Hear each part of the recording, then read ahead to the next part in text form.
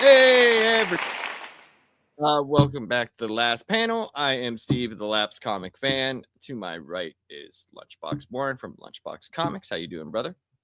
I'm doing good. And below me, and to the right as well, is Gray Poupée. How are you, sir? Hey, I'm excited to be here and talking about some of my favorite movies, man. 90s comedies. It's great. Today's a great day. 90s It was hard. It was rough. And then, as always, the man, the myth, Bob Loves Movies. Dude, I'm doing good, man. Like I was telling you guys backstage that I'm exhausted, man. I did a double feature of Top Gun and Top Gun Maverick in the theaters for the 40th anniversary of Top Gun last night, and I'm exhausted, but that was a lot of fun. I walked out of the theater all pumped up after seeing those, so that was a lot of fun. That's awesome, man. That would be real cool to see. That would be really cool. Was. It, especially because I had never seen the original film in theaters. Maverick I saw multiple times, but I did not see the original, so that was cool. Yeah, our theater is doing the Star Wars thing again, so I'm definitely going to go see that. And they have Empire Strikes Back. He doesn't have Return of the Jedi, the original print, though, so it'll be the how many times it's been, whatever print they have, they're going to run. So, but it is interesting to see A New Hope the way that it was originally put in theaters. Weird, because I don't think they're allowed to do that, but since he owns it, he doesn't give a shit. So. It's kind of cool. That's awesome. Pre-George.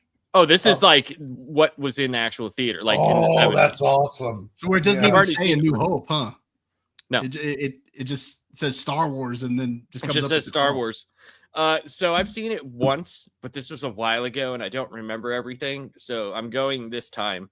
It's in obviously it's in June.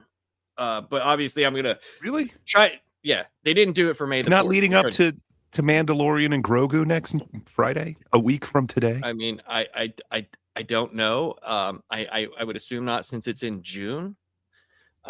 So no, I don't think they care. Priorities, man.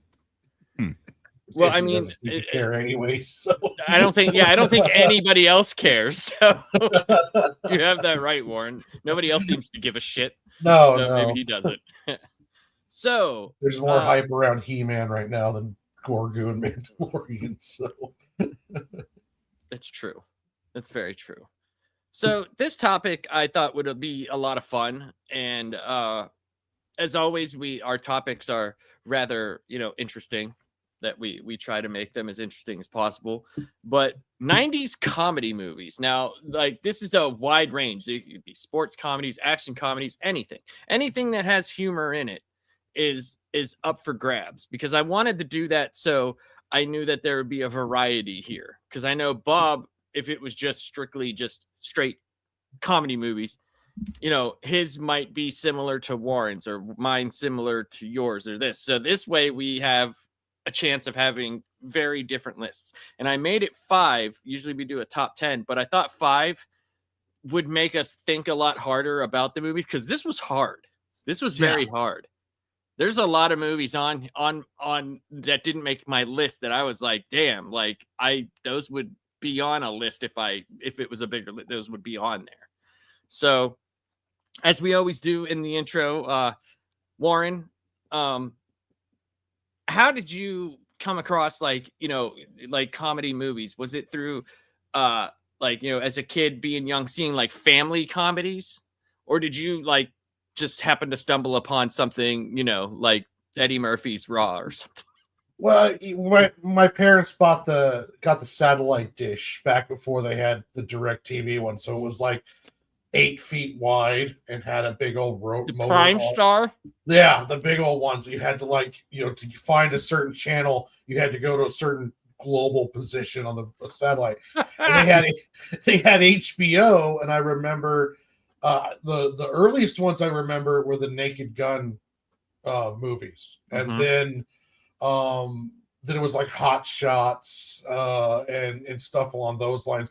We did watch a lot of sitcom TV, especially when I was at my grandparents. But the movie wise, the earliest ones I remember are like the Naked Gun movies. And I remember thinking about, it was just weird now in retrospect, because like OJ Simpson has all these funny, hilarious parts in it, and then that it's just We're not allowed to talk about him anymore. yeah.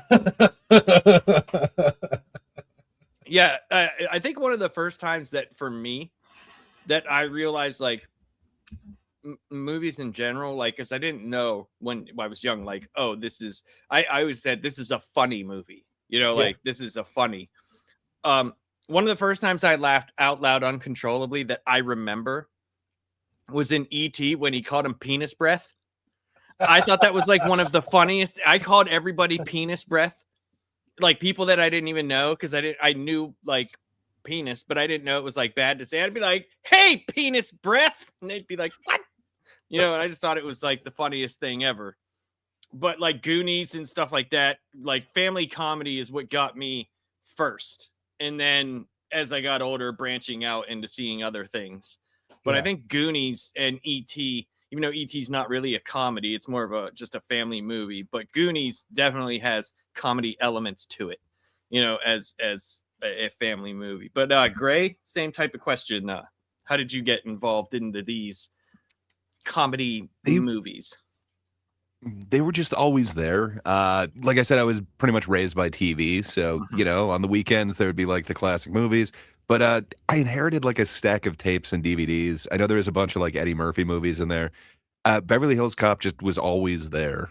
So I don't know. Like it wasn't a lot of straight up slapstick comedy. But then at the same point, I don't know. We had like Blazing Saddles. So we did have some of that. We did have like Airplane and stuff. So I don't know, man. It just seems like it was always there. But yeah, I tended to gravitate towards all of these.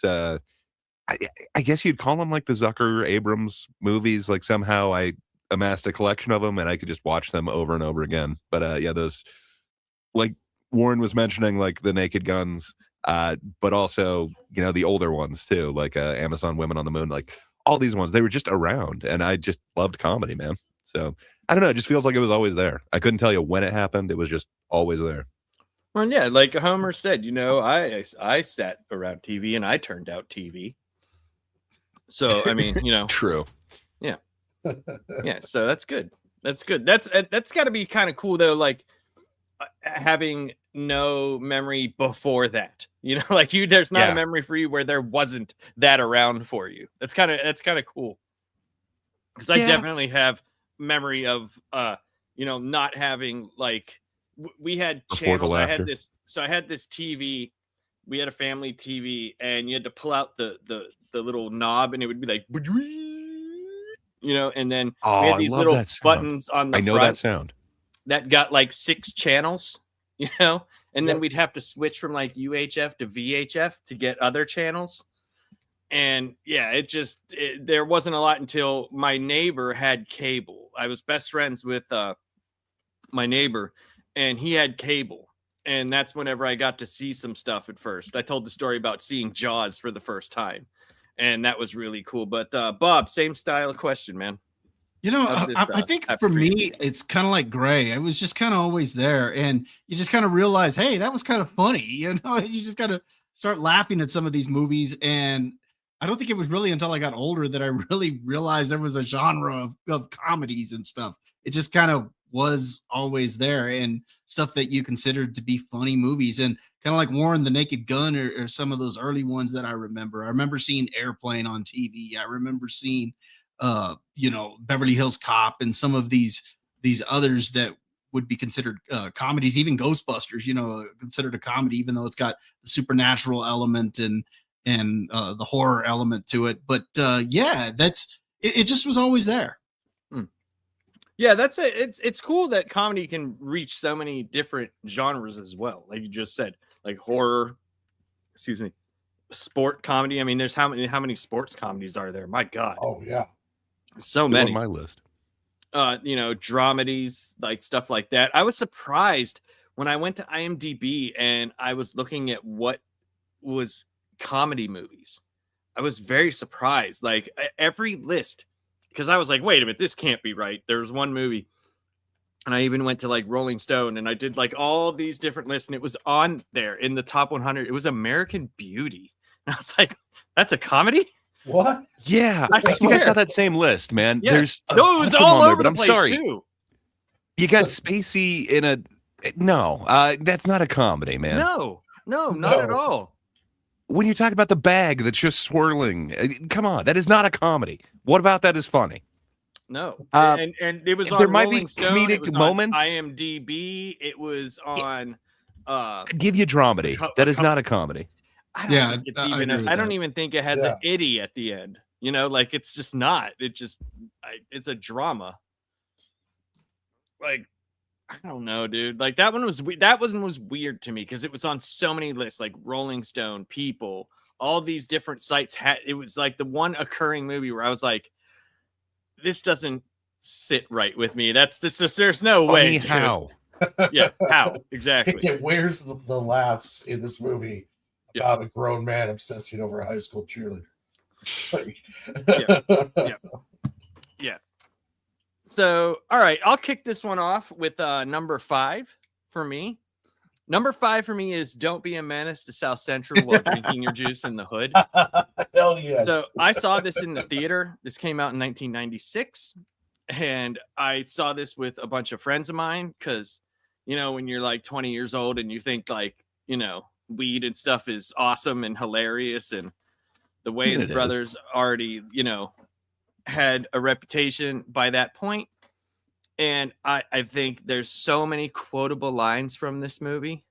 There's just so many, like the whole speech by Loke Dog when he's talking about, like, you know, black men need to stand up and get a job at a bank, and he's gonna do it, and then he pulls the gun. He's like, and then I'm gonna rob that motherfucker blind. And just like totally ruins everything. But one of my favorite parts is in the beginning when Ashtray comes in and he's being shown, like, he's like the neighborhood. He's like, man, we're gonna go to this party. He's like, all right. He's like, damn, freak's getting busy on the dance floor. And you see, like, it pans like this, right? And there's people dancing. The next scene is like people making out. And like it pans to the next scene. It's just a naked dude and a chick just fucking. Like, they're not even dancing. It's just like, what the fuck? There's just so many good parts in that movie. The grandma in the movie, her rivalry with the other grandma in church. And I feel a spirit, you know, like crazy black people church, which is just hilarious. Like, and that's the thing too. Like, it drives like a weird wedge today because, like, I can be honest. Like, I've watched, you know, Friday and those movies. I never once looked at those and couldn't relate and thought, you know what, this movie needs white people, or you know what, this movie needs more, you know, Latino people. Like, it was just a funny ass movie. Like, so, like, you know what I mean? Like, back when movies could just be funny and they were just funny for the sake of being funny. But yeah, that was my number 5. So good choice. Since we don't have like a major thing here, if anybody else has this on their list, we could talk about it more. But go ahead, Warren, your number 5. My number 5 is There's Something About Mary. And I remember I took my brother, who's 2 years younger than me, and I took my friends, and we went to go see it. And we're sitting in the theater, and then we discovered that her brother's name is Warren. And as soon as they said that, I'm sinking down in my chair, and all my friends and my brother just staring at me, getting ready to laugh. And I'm just like, oh, fuck, I'm not going to live this one down. And then I got asked about where's my baseball for like probably a good 6 months after that. But I absolutely do love the movie, though. Ben Stiller, Cameron Diaz, which, you know, I don't know how many people my age didn't have a crush on her after like the Mask movie. And then she was great in that one. And it was just a really wild, crazy movie that I loved. And I was immortalized by that one, or mortified by that one for a good couple months, because as soon as they said the name, I'm like, fuck. Don't worry, Warren. People my age had a crush on her too, so don't worry. Everybody did. The zipping up the fucking balls and dick shaft in the zipper. It's one of the funniest scenes, man. The Frank and Beans. Yeah. How'd you get the beans above the Frank? there's so much in that movie that's really good. Like the scene where what's his name, Matt Dillon's character. Oh yeah, where he drugs the dog, and he's sitting there holding the dog, and she's like, "You're a real dog lover, aren't you?" "Yes, the people in Nepal call me Kintanti." What was it, like 7-minute abs? My small animal. What was it, the hitchhiker? He's all like 7-minute abs, like 1, 2, 6. He's like, no, it's 7. No, That movie's so good. Like just the whole like the fucking the hair gel. Like even though it's so stupid, it's so dumb, but it's like so iconic because the way she plays it off during the date. Like the fucking you're waiting to see what it is. You know what I mean? Like what the jizz did. And like and she's just there, you know. Yeah. It's like Jesus Christ, man. That's a great movie, man. Great movie. You mentioned the hitchhiker. You know, I love it when the cops are like, "We found him in the bag, all hacked up." When they go in to question him, they're like, "We found your friend in the bag." He's like, "Oh, or they say, "We found your friend in the car." And he goes, "Oh, the hitchhiker? Oh, I get caught for everything around here." Yeah. And he's like, "I did it. I admit it. It's not really that big of a deal. The guy told me it was illegal." Oh my. Gray, do you have a good one for us? I think so. So man, 5 is tough because you're distilling a decade into 5 movies. So I kind of wanted to go with like movies that represented a little bit more. Not saying that you guys didn't, but I'm saying each one of my picks kind of represents kind of a subgenre of comedy from the time, and then it kind of moved on. So yeah, for me, my number 5 is what I think is the last great movie from this director, unfortunately, and he made so many amazing ones. But yeah, it's from '93. It's Robin Hood Men in Tights. I think it's the last great Mel Brooks one. I love Dracula Dead and loving it, but it's not on the same tier. It's for not me. good. Like, I love Leslie I love Nielsen. it, but I love Leslie Nielsen. Like I have an unhealthy obsession with Leslie Nielsen. I own 2001: A Space Travesty. Okay, on DVD. Dracula Dead and Loving It sucks.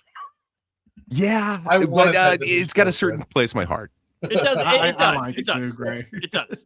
But I love how Gray, like, you know, I know a lot of you didn't make good picks.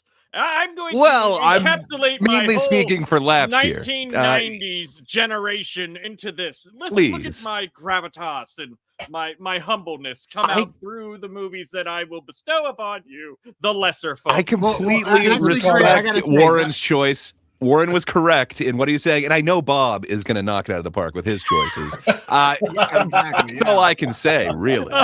But no, just like there was a Mel Brooks type of comedy, and it died in the 90s. I haven't seen one like that since. Yeah. So I don't know. This was kind of the end of an era to me, and man, is it.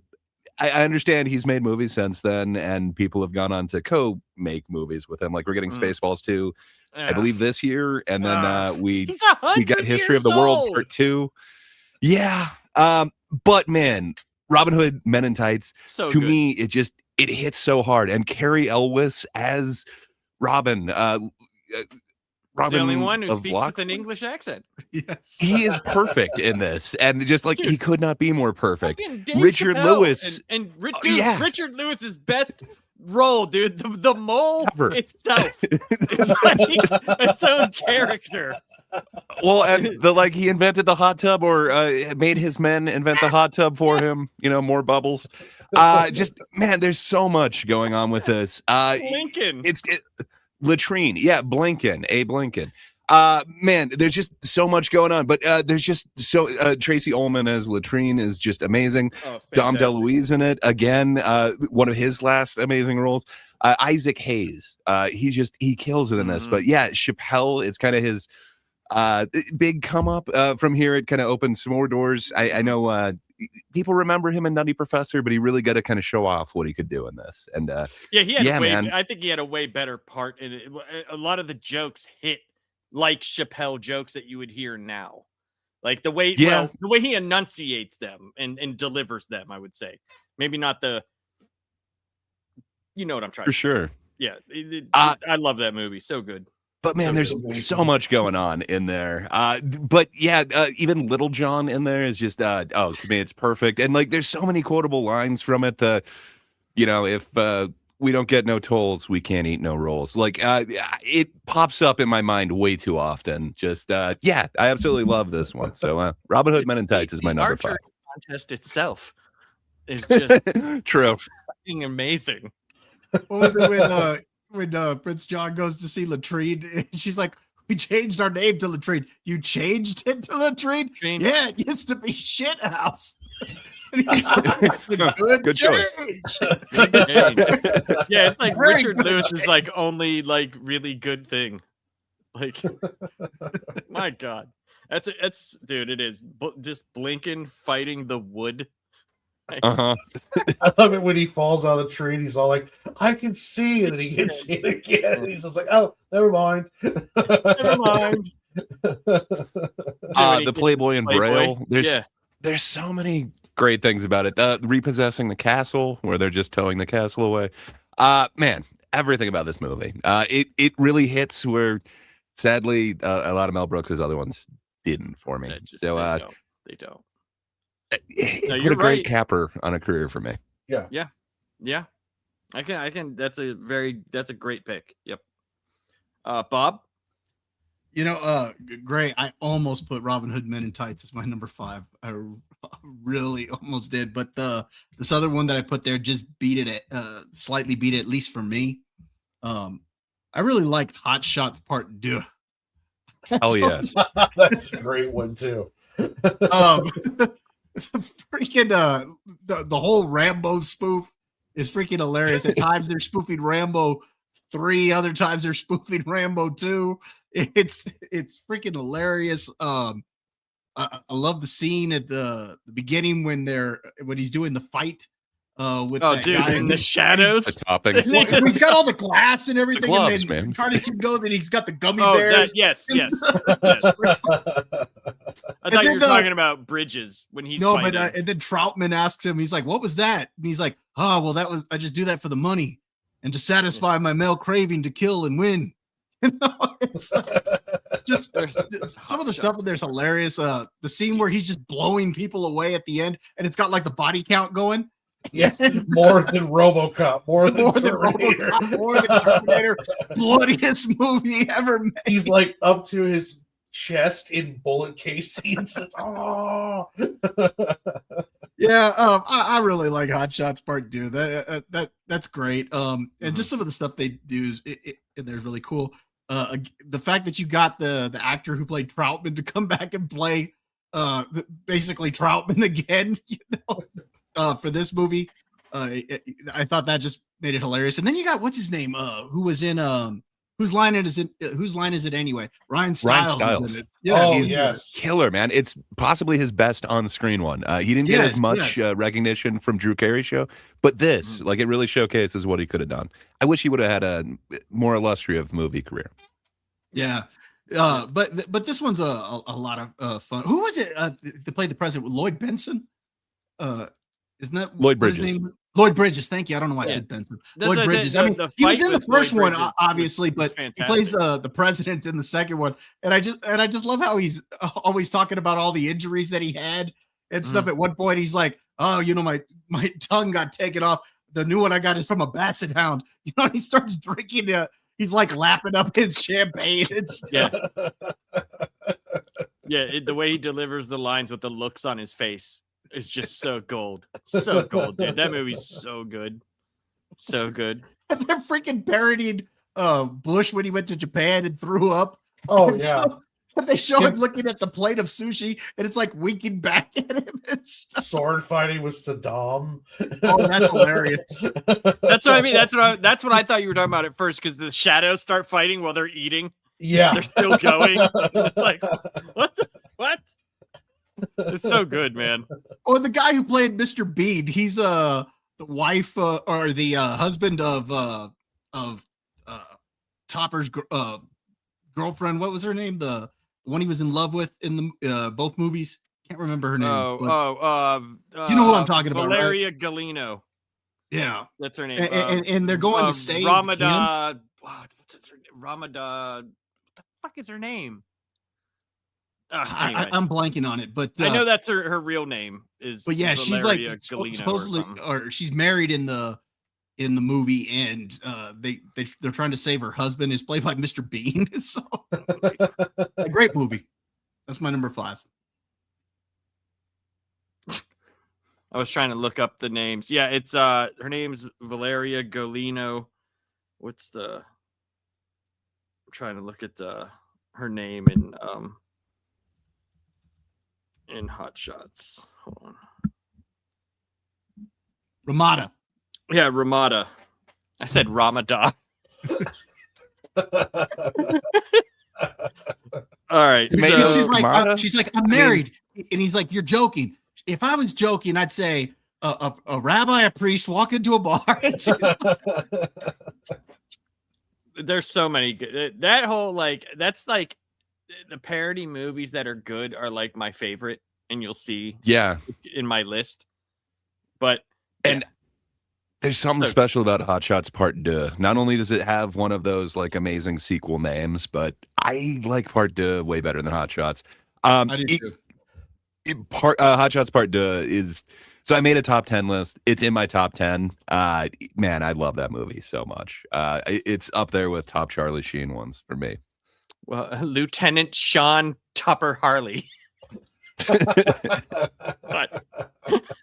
Why does he have so many names? My number 4 is Orgasmo. Oh, nice. So I love basketball, right? I love that movie. Oh, yeah. I saw that movie when it came out in the theater, and like it's great. There's so much, but Orgasmo, just the whole premise itself is great, but how they treat Squeak Scolari, I can't remember his name, in Orgasmo for some reason. I don't know why, but dude, they're just like, I love the scene where where they're in the house and he's like, well, where do I sleep? And they point to the corner and there's like this fucking disgusting cat bed he's like, how am I supposed to get chicks in this? He's like, you couldn't get a chick. You had the $100 bill sitting on your bed. Yes, I could. Shut up, you little bitch. I am not a bitch. Yeah, you are, you little bitch. Just keep calling him a little bitch. Or when he tells his dad he's not doing hamster style anymore. I'm not doing hamster style anymore, Dad. That's good, son. Just everything in that movie. Sancho, dude, like fucking just, oh God, dude. The first time I saw that movie, I laughed way more than I should have. And there's like a lot of people that like their other movies more. And I don't know, dude. The Man song, dude, on the radio, like it's just now you're a man. Like that's just, I don't know.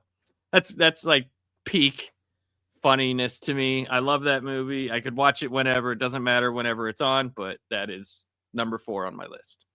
Warren? Mine is Robin Hood Men in Tights. I absolutely love that movie. Everything that you guys said about it earlier. I'm a huge fan of the Kevin Costner Robin Hood movie, and this was essentially just a straight parody of that one. And I love both of them, and there's not really much else you can say about Robin Hood Men in Tights that hasn't already been said. But yeah, that was my number 4. I love how Kevin Costner plays Kevin Costner in every Kevin Costner movie. Yeah, he's the same guy. Now he's Kevin Costner with a gravelly voice. Like before, he had a little range. Now he just has that gravelly voice and everything. Mm-hmm. And a hat. He's got a cowboy hat in what he does now. Yes, he does. Yes. But yeah, the Robin Hood Men in Tights it was number 6 on my list, and I don't know. There's some movies that you just watch and they have rewatchability, and most of these ones, like it wouldn't matter when they were on. If I saw it, I would watch it. Even if it had commercials, I would still watch it. I would just stop what I'm doing and just sit there and stare at the screen. And I don't even have to necessarily laugh to do it, but I know it's just funny. It always hits the right spot. But Gray, you're number 4, sir. Yeah. So let me. Oh boy. So you talked a whole lot about Did I? your number 4, but I talked you a said whole lot. Orgasmo. Well, you said you're choosing Orgasmo, but then everything that you're talking about, like Squeak Scolari, No, I just little said, bit. I didn't remember how what his name was in the movie. I couldn't remember what his name was in Orgasmo. I couldn't remember. Okay, just all of that you were talking about seemed to be basketball, which Well, except leads me the to my Sancho number part. 4 pick. Sancho, what can I say? Other stuff. So I agree with you. I think it's awesome that you're representing Orgasmo.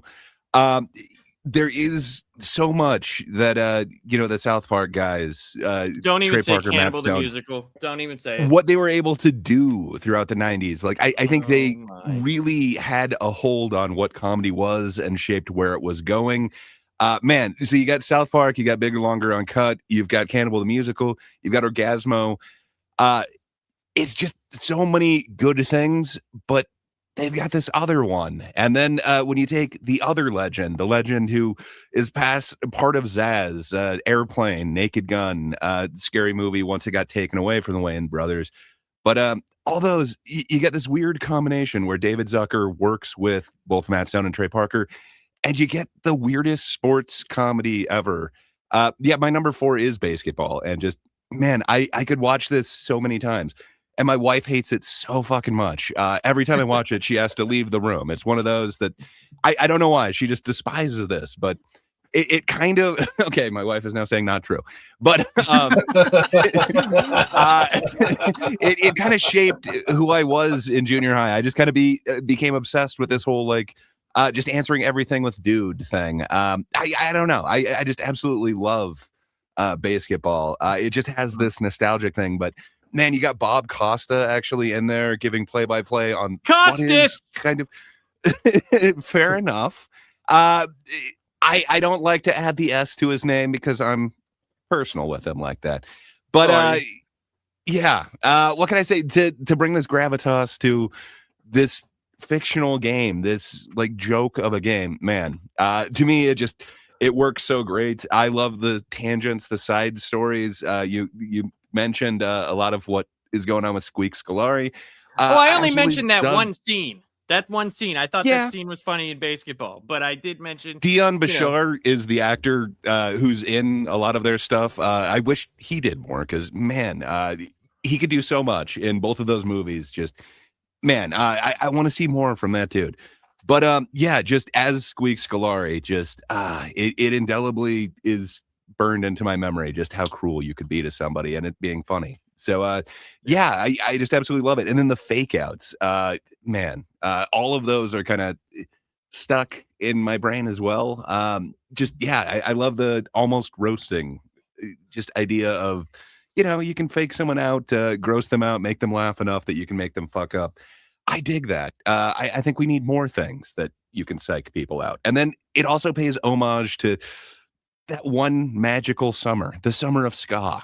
You could tell that this was filmed in 97 because, Real Big Fish were still a thing. It's great. What can I say? I absolutely love me some basketball. I think the combination of, the South Park guys and David Zucker makes for this amazing thing. Apparently, Matt Stone and Trey Parker kind of hate it. They didn't write any of it. They totally brought their personality to it. But except for the ending. I can't stand the ending. I like all of it, man. You like them making out for 30 seconds? That's it's not the first time, man. I know, but it doesn't make it any less ridiculous. It works for me. But man, I love me some basketball. It's up there with sports movies. I think it would be top 10 sports movies of all time for me as well. Can't put it in the top 10. It is. It's not a real sport.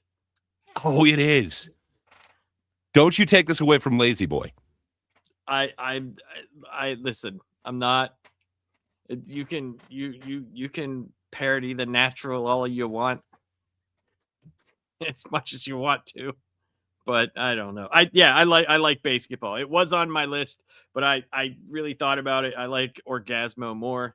I don't know. I couldn't think of his name, but in the movie, it's Chota Boy. But Chota yeah, Boy. Yeah, Name a better I just couldn't Yasmin think of Bleeth it. movie. I can't think of one. She's perfect in this Well, one. I mean, you know, you Jenny could say McCarthy. that, you could say that though about like name me a better Arnold Schwarzenegger standing in his underwear movie, like, and then you know, and it only takes place for So 8 Long seconds, Goodbye. but it's a Arnold Schwarzenegger They're mustard movie. colored. You got to understand. Ernest Borgnine as the owner of the team, who's just Dude, he was so good. Ernest everything Borgnine about was this is so fantastic. perfect, man. Yeah, I love me it's some a great basketball. movie. It's a great movie. I just thought Orgasmo was like funnier in the sense of like how Billy Madison and Happy Gilmore. I thought like I love basketball, but it's like it doesn't feel like cohesive as a movie. It's just a bunch of funny shit. The playoffs scene it's hilarious though. The playoffs, we're on month 15 of the playoffs. And Al Michaels, he's like, just the other month, these girls were in whatever 8th grade, whatever the hell he said. Oh, disgusting, like. Yeah. Al Michaels. That shit's funny, man. It's good. It's a great sports movie. I'm just saying. It's a good Bob, sports what's your movie. number 4, sir? Yeah.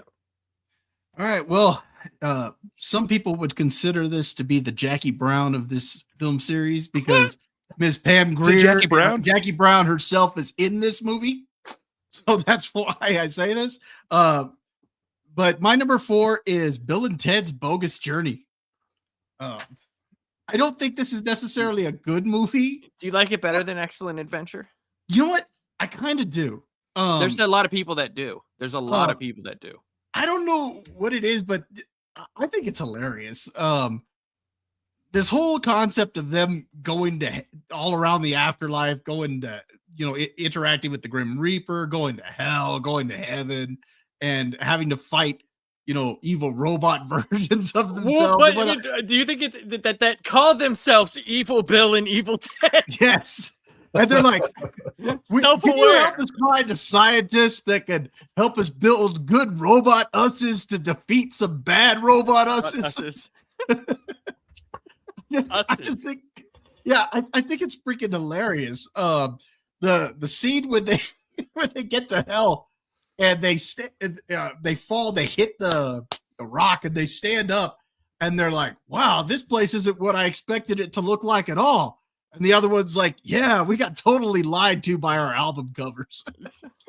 And was it the chess game, right? They play the first one as chess. Is it chess? No, it was Battleship. Was the first one. That's right. They totally parodied the Seventh Seal, but totally fuck it over with all the bullshit that they do. Yeah, it's a freaking great movie, and the ending, of course, that they finally achieve their destiny and become the band that saves all of humanity. Right, now, obviously, because yes, they undid all of that with the third film. But what'd you think of that movie? You know what?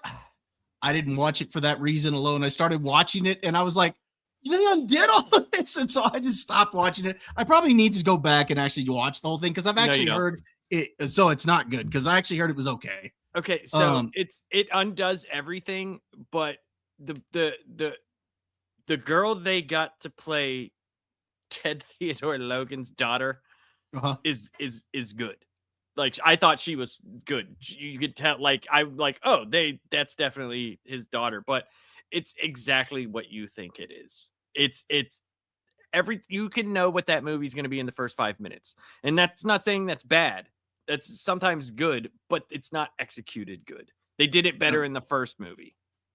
Yeah, but the second film I think is great. The Grim Reaper is part of their band by the end of the movie. Dude, I think he's sick bassist. Yeah, he's a bassist. Overall, I think it's just a fun movie. And like I said, Jackie Brown's in that. She plays Miss Wardrow. She does. The one who lets them into the Battle of the Bands. Yep. And then it turns out it was Rufus and whatnot. So, Rufus! The scene where they're doing the seance is hilarious. And Ted's or what's her name? Missy is like, spirits speak to us. Can you hear us? And Ted's like, yeah, We could totally see down your shirt. Sure. It's just, I mean, it's hilarious. I just love how she goes from dad to dad. Yes, it's hilarious. I can't believe Missy divorced your dad and married mine. So stupid. I mean, it's ridiculous, but I like it. So that's my number 4. That's a good choice. That's a good choice. My number 3 is Major League. The first one. Good movie. I've seen this movie way too many times. I even like Major League 2. I just don't like Major League 3. That one's the one that I don't like. But Major League 1 has so many good lines, dude. Wherever they go out to dinner and Charlie Sheen has like everything up, but he's got a tie, and he's like, "You look good." He's like, "I feel like a banker in this." It's just like, just his relationship with Roger Dorn is just fantastic, And there's just so many there's so many good in the I can't remember who's the old guy that plays the coach. I can't remember his name. Isn't it the manager's name himself in the movie was Lou? No, yeah, I'm saying the actor. I can't remember the name of the actor. Yeah. Just whenever James Gammon. That's it. So I hate to be a dick. Major League was 89. Oh, was you got to go Major League 2, man. Oh, damn. I thought it was 90. Oh, well. Wow. Well, then, Major League 2 is on my list then. Because I can't. It's a good movie. I like Major League 2. Fine. I thought it was 90. It's a different Willie Mays Hayes, but you got the same Serrano. So, That sucks because that was on the 90s list of movies. So that sucks. Yeah. So I guess I would have to pick something else. So I'm going to have to pick something else off of my list here. So let me see what Men in Tights was number 6. So I would have to pick Men in Tights. I'm sorry for being a dick and doing that to you. It's an awesome movie. Like I honestly was looking for what year it was because I wanted to put that on my list. Well, again, I think that would be in my top 10 sports movies. You can blame IMDb and Wikipedia and others. Those bastards. You can blame them. But yeah, so I would say then Robin Hood Men in Tights. That's what I would have to pick. And we already talked about that too a lot. So go ahead, Warren. You're number 3. My number 3 is, well, if we were doing a list of 10, this would be my second Jim Carrey pick. But this one was the top one for me. And my number 3 is Dumb and Dumber. And I absolutely love that movie. Was it Jeff Daniels who played his cohort? And to be able to like play with Jim Carrey and be able to pull it off, if not just as well, maybe even better in some spots. The comedy was great. It was one of those ones where it's like everyone else is normal, but then you have these two insane characters. Because like the Hot Shots where everything is kind of like slapstick, and like Robin Hood Men in Tights, everything is weird. You got like Major League where it's like everyone's normal, but they're just weird characters. And then you've got Dumb and Dumber where it's like the only two people that are weird are the two main characters. And I just remember laughing my ass off with that one. The bathroom scene when he gives him some X-Lack. When they open up the ransom money and it's just like a bunch of IOUs. It's like, this is better than money. This is IOUs. Yeah.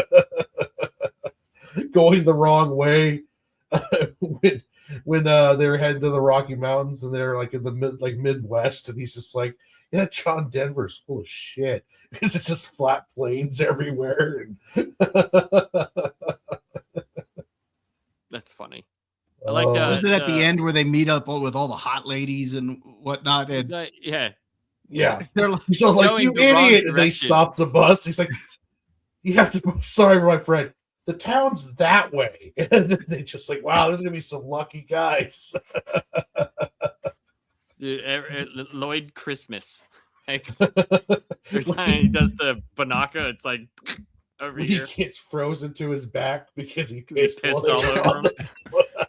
on the moped. That's awesome. Dude, The Samsonite joke. Like, Petey, man, there's Pretty so Bird. many of those. Yeah, I was gonna Bird. say the controversial Bird. part where they sell the blind That's not kid. controversial. It created controversy at the time. No, It was dumb people create controversy. That's what, because the blind were so, mad about that. They didn't see it. they heard about it. They're like, fuck, They like, felt what are it. you talking about? I guess it's controversy about a comedy movie based in total reality. When the cop tells him to pull over, he's like, "No, it's a cardigan." He's like, "Killer boots, man." And, yeah. Dogmobile, dude. Oh, the shaggin' wagon, man. Hell yeah. Yeah, Yeah. that's fantastic. That's fantastic. All right. Oh, Oh, so what's your Okay. number 3, Gray? Along the same lines, so the other kind of duo that really kind of led the 90s and early 2000s in comedy was Bobby and Peter Farrelly or Farley. I hear them pronounced a bunch of different ways, but the dudes that brought you Dumb and Dumber, Something About Mary, Shallow Hal, Me, Myself, and Irene. They were just all over comedy, and they kind of created this gross out comedy thing that everybody was kind of going for. There's one more that I don't think it gets the recognition that it deserves, and this 100% is in my better top 10 be as sports good as movies. Shallow Hal. It's Oh. way better, man. Kingpin. It is Oh, amazing. It that is is a good goddamn amazing. I think it's my favorite Woody Allen performance ever. It is definitely my favorite Randy Quaid performance Woody ever. Harrelson? He's referred to the entire movie as the kid, and he's like 14 years older than Woody Harrelson. It's great. I absolutely love this movie. Vanessa Angel, she think should it have gone would be on to do better. more. As Woody Allen. I think your first assertion would be better. It should be Woody Allen. He couldn't pull it off, man. Woody Harrelson is amazing in this. I- But everything yes. about it. But then it's got the most iconic Bill Murray performance ever. Oh, dude, Bigger so and good. Oh, McCracken. yeah. Just, I absolutely love this. Everything about this movie, just it works on so many different levels for me. Yeah, I could watch this one anytime it's on. I basically am forced to just keep watching. It's just amazing. Yeah, there's. Sorry, my dog is freaking out right now. Yeah, my favorite Farrelly brother movie. Even with the addition of like Ricky Stenicki last year and Balls Up now, I still got to go. Kingpin is the culmination of everything great that those guys brought to cinema. I absolutely love me some Kingpin. Check it out. It's the greatest sports movie ever. It's definitely in my top 10. It's Kingpin's an awesome movie, man. It's Yeah. a really good movie.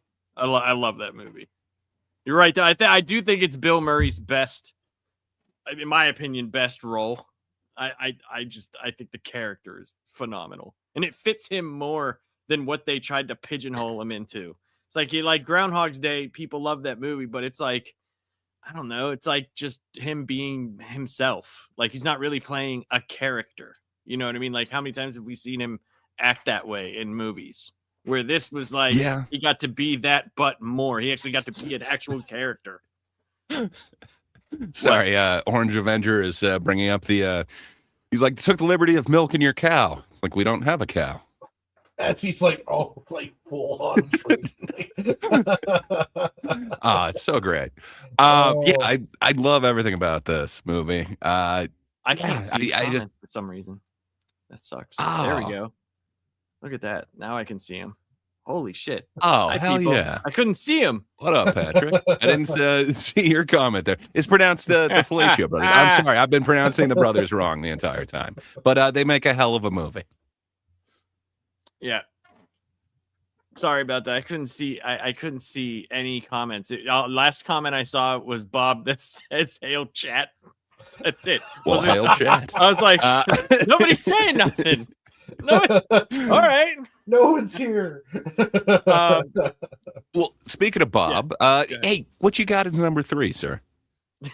This, I guess, kind of cheating, but I actually got 2 movies at my number 3. But That's that's fine. because in a lot of ways they're almost the same movie, and that is Home Alone and Home Alone 2. That's Um, fine. You can do I, that. I find that the reason I put them both there is because I laugh equally hard on them. It's like what Uh, I did. and Major League and Major League. there you go. Um, and in a lot of ways, it's essentially the same movie. It's got a lot of the same beats. Some of the, uh, the same things happen. The same themes. But at the end of the day, I really what makes these movies are the scenes where Kevin's going up against the crooks. That's Mhm. really what makes Yeah. these so hilarious. The last 30 to 40 minutes in both movies are just absolutely hilarious. I remember seeing it as a kid, and to this day, I still laugh extremely hard. Mhm. The Again, they're almost the same movie. Of course, the second one they put the crooks through a little bit more because it's the sequel, so you got to go You gotta go a little bigger bit and harder. badder. Seeing But Yeah. irresponsible parents. yeah, Where's Uh, CPS at? Yeah, seriously. The, um, Good lord.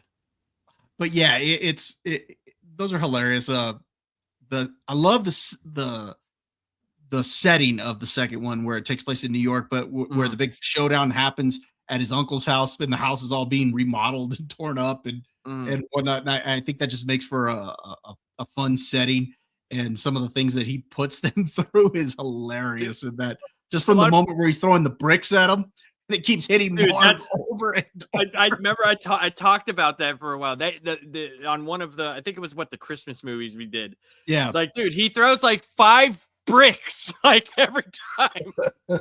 And Joe Pesci's like, yeah, egging him on, and it's just Daniel Stern getting hit in the face. And I think one of the things everybody talks about Daniel Stern's reactions to things, but like Joe Pesci's Yosemite Sam speak is some of the best stuff in the movie. He says "rassafrackin" in the movie 2 times. You can't do that unless you're Joe Pesci. And there's so much good stuff in those movies. Yeah. I love it. This year was 2025 Christmas was the first time my youngest son saw Home Alone, and he thought it was the funniest thing ever. Well, first That's while one he of those did, movies he you was can like, pass "This down to sucks." generations. Yeah. He was like, "When does the funny stuff start happening?" And then when it happened, he loved it. So we definitely then that's fine, Bob. You could pick as many as you want. Yeah, so that's why I put both of them there, is because again they're virtually the same movie, but I laughed equally hard on both of them. So I got them both there.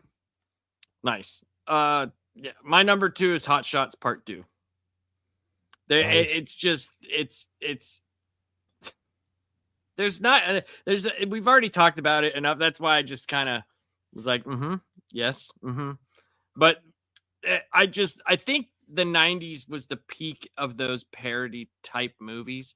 I think my last favorite parody style movie was Scary Movie 3, and that wasn't in the 90s. So, but Scary Movie 3 I thought was, good. But Hot Shots Part 2, like the actors were there. The fact that they got Lloyd Bridges to do this as well, like, I always love when they take serious actors and then they put them in these movies, kind of like with grumpy old men and grumpier old men when you got Burgess Meredith, like, you know what I mean? Like it's stuff like that really makes me laugh. And Charlie Sheen just had such great delivery back then, and man, Hot Shots Part 2, we've already talked about it, so there's not much else I could really say about it. But yeah. Well, I have one That's, question. So, Bob, you put it on your list, but you just watched the double feature of the 2 amazing actual movies that it's parodying. Well, Yeah. I suppose Part 2 is a little bit different, but after watching the actual Top Guns, Mhm. does that still hold up? Or it's been a while since I've watched them all together. The original Top Gun to me still holds up fairly well. I mean, obviously, I think the second one does a lot of the stuff better, especially when yes. it comes to making you feel like you're inside the cockpit. Joseph Kosinski has a real knack for doing that in a lot of his movies, making you feel like you're in the driver's seat or in the cockpit. He did that with F1, and even Oblivion was that way. He directed Tron Legacy too, right? I think he did that one as well, and that's another example of that. So I think it does some things better, but the film itself, I think, holds up for the most part. I still thought that that some of the sequences with the with the jets and whatnot were pretty good. And does Hot Shots kind of, I don't know, hold up to that? A lot of the You parodies know kind what? of fall off where the originals don't. Looking back at it, I wasn't a huge fan of the original Hot Shots as it was. I mean, I liked it, but compared to the second one, like when it comes to parody movies, the original Hot Shots is a lot lower on my list as opposed to Hot Shots Part 2. I mean, I think it's pretty good as a parody, but it's definitely, I think there are other parodies out there that are better. I think the sequel does it much better when it parodies the Rambo films. Mm-hmm.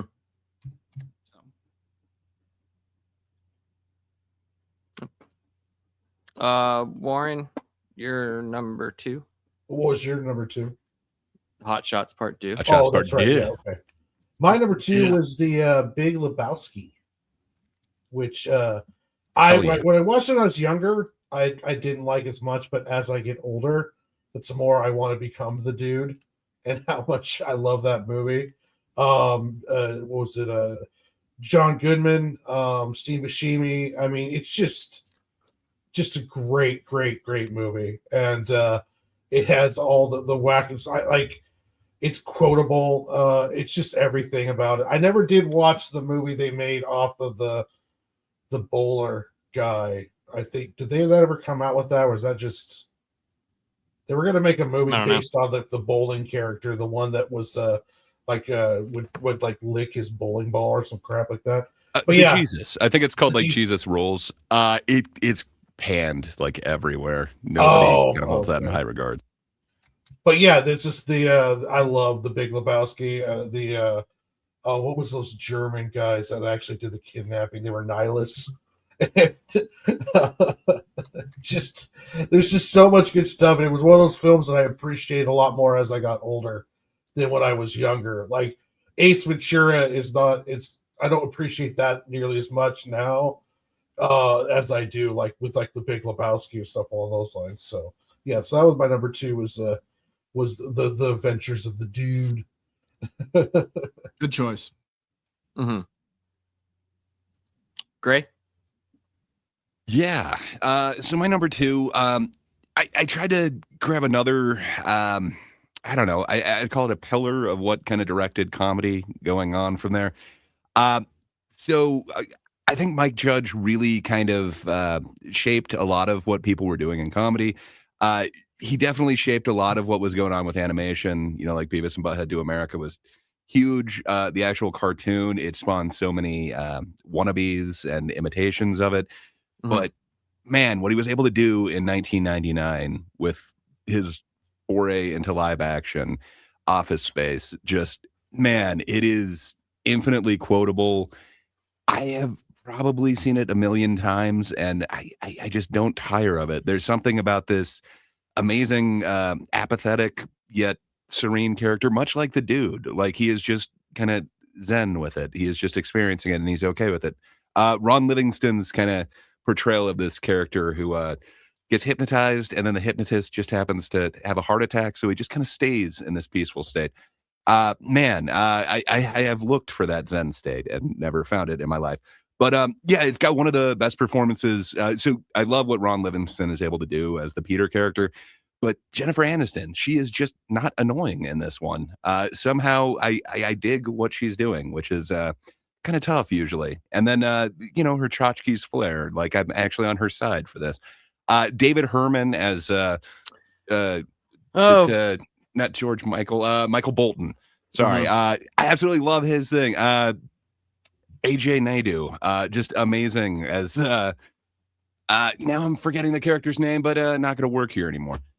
Yeah, Diedrich Bader as the neighbor who just is so over the top but so perfect. And then Stephen Root in one of his many roles that he just kind of blends into, that you just can't I can't imagine anybody else being Milton. But it just kind of showed me how much of a variety Stephen Root could do, going from like Jimmy James to Milton.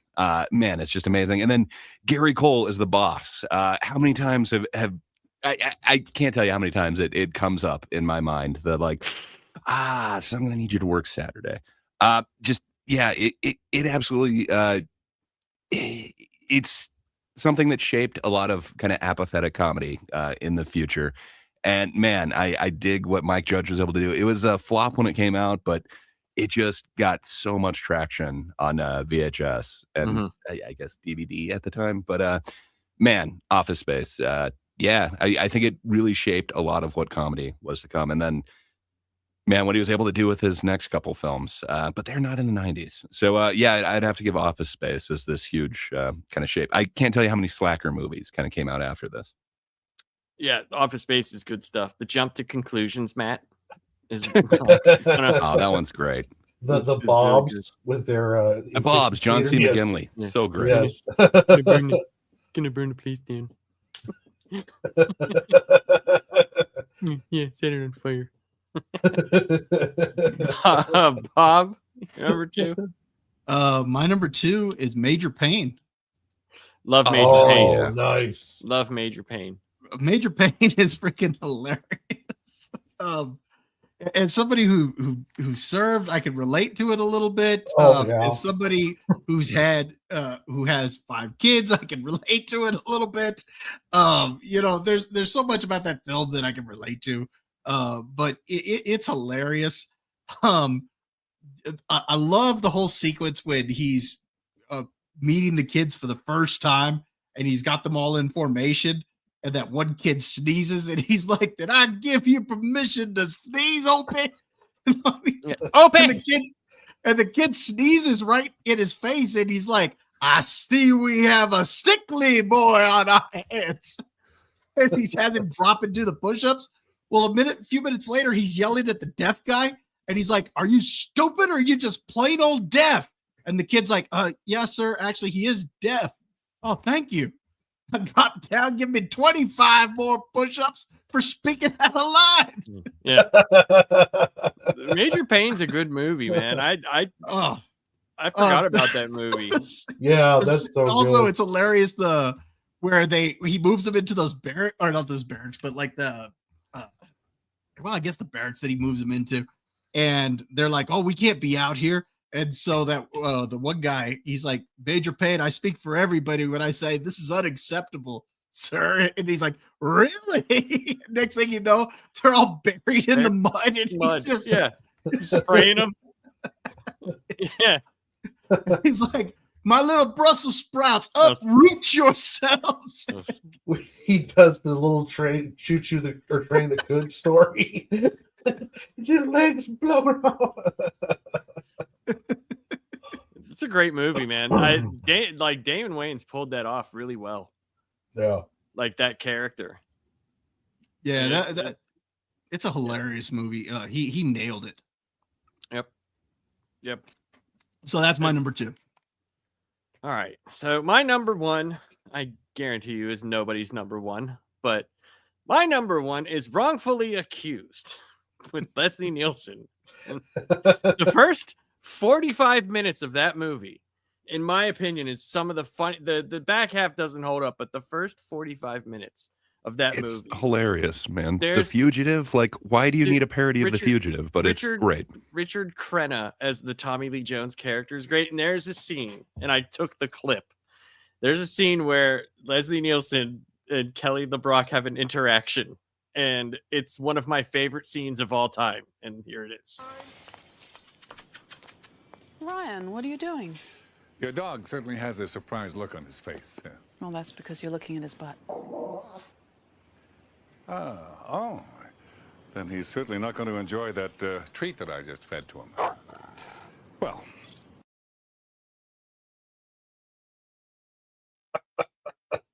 Just your dog has a surprised look on his face. Oh man. Just the way he delivers the line, and the fucking the other scene with that's parodying The Usual Suspects with the guy from America's Most Wanted. So he goes into he's already wanted, right? And he goes into this fishing tackle store or whatever, right? And he picks out all this stuff.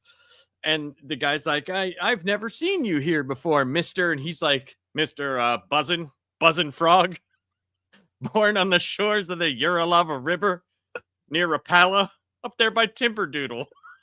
And then whenever they show, and he's like a couple of husky jerks. He's doing all this stuff with the fishing pole. And he's like, from Slimy Slug, South Dakota, invited me to go fishing, Spinswick and salty dog shrimp. And then they show the guy and he's putting it all together because he's just reading the shit that's behind him. Dude, that there's so many good scenes in that movie. And like I said, Richard Crenna is the fucking Tommy Lee Jones guy. When he first calls out what he's like, all right, we are looking for a man who is 6'1" and has a stride of 6 feet 1 inch or 6 feet 2 inches. That means he's at least 7.1 miles. He like does it down to like the most ridiculous stupidity. And then the train scene. If anybody has seen this movie in the train, so Leslie Nielsen's running away from a train in the train chase, right? The train comes off the tracks and chases him from in the woods. And then he's like looking around the corner, and then the train peeks behind this fucking tree. Like, what is happening? Why is this happening? Or like when he's playing the violin, he's like this guy who plays, he's an amazing violinist, which has this picture of him like this, and it's like this muscular body with his fucking face. And so he sees the Kelly LeBrock character, and he's like seeing her, right? And he's standing behind his little, like where he puts the sheet music, and he's standing there, and she's doing all this stuff with the cigar and rolling it on her tits, and then like puts it in her mouth. And you see the little tray, the little like the little drawers start coming out because he's popping a boner, and then she bites it, and then it just slaps back in. And there's the Hibbing Goodhue character. Like there's so many lines in that movie that are in the background that are fucking gold. And like they're just you gotta watch. I think it's on Amazon Prime if you have Prime for free. But like I said, the back half doesn't hold up, but that first 45 minutes, dude, is fucking gold. It is so funny. But yeah. That's my number Give me one. those Leslie Nielsen ones. That one I dig. I also like Spy Hard. They're not quite what Airplane or any of those other ones are, but oh, dude, man. I think Wrongfully Accused is funnier than Airplane. 100%. Really? I don't know, Yes. man. There's this nostalgia of so much that's going on with it. They definitely knew what they were doing, and there's a formula that it goes to. But man, Airplane was the classic. Yeah, that's why it holds up, is because it's a classic movie that wasn't just him. You know, there was so many other people in that movie. You know, and Fair enough. like, and there's like, but I don't think there's more jokes in the first 45 minutes of Wrongfully Accused than there is in all of Airplane, in my opinion. And I think it's funnier than the Naked Gun movies. And I'm a massive Leslie Nielsen fan. Like I have everything the dudes. I even have like some of his straight man movies. Like I did because I wanted to see what they were like, you know. I even have like episodes of him on the Golden Girls because Some of the best Golden Girls episodes. I was massively obsessed with that comedy, like for some reason, and just Wrongfully Accused. And I saw it in the theater. That also like was one of the reasons why too. And I have the movie poster. Dude, so for me, my Leslie Nielsen, it's got to be Police Squad and Creep Show. But still, love everything else that he does. But yeah, Nightmares and Nerdscapes is saying, please tell me Basketball was on somebody's list. Yeah. Laps talked about Basketball a little bit, but Orgasmo was on his list. But I talked about one scene in Basketball because I couldn't Basketball remember was the on my guy's name. list. It was my number 4. Talking about one thing. But that's how. And I talked about everything else. It was great. You got good taste, sir.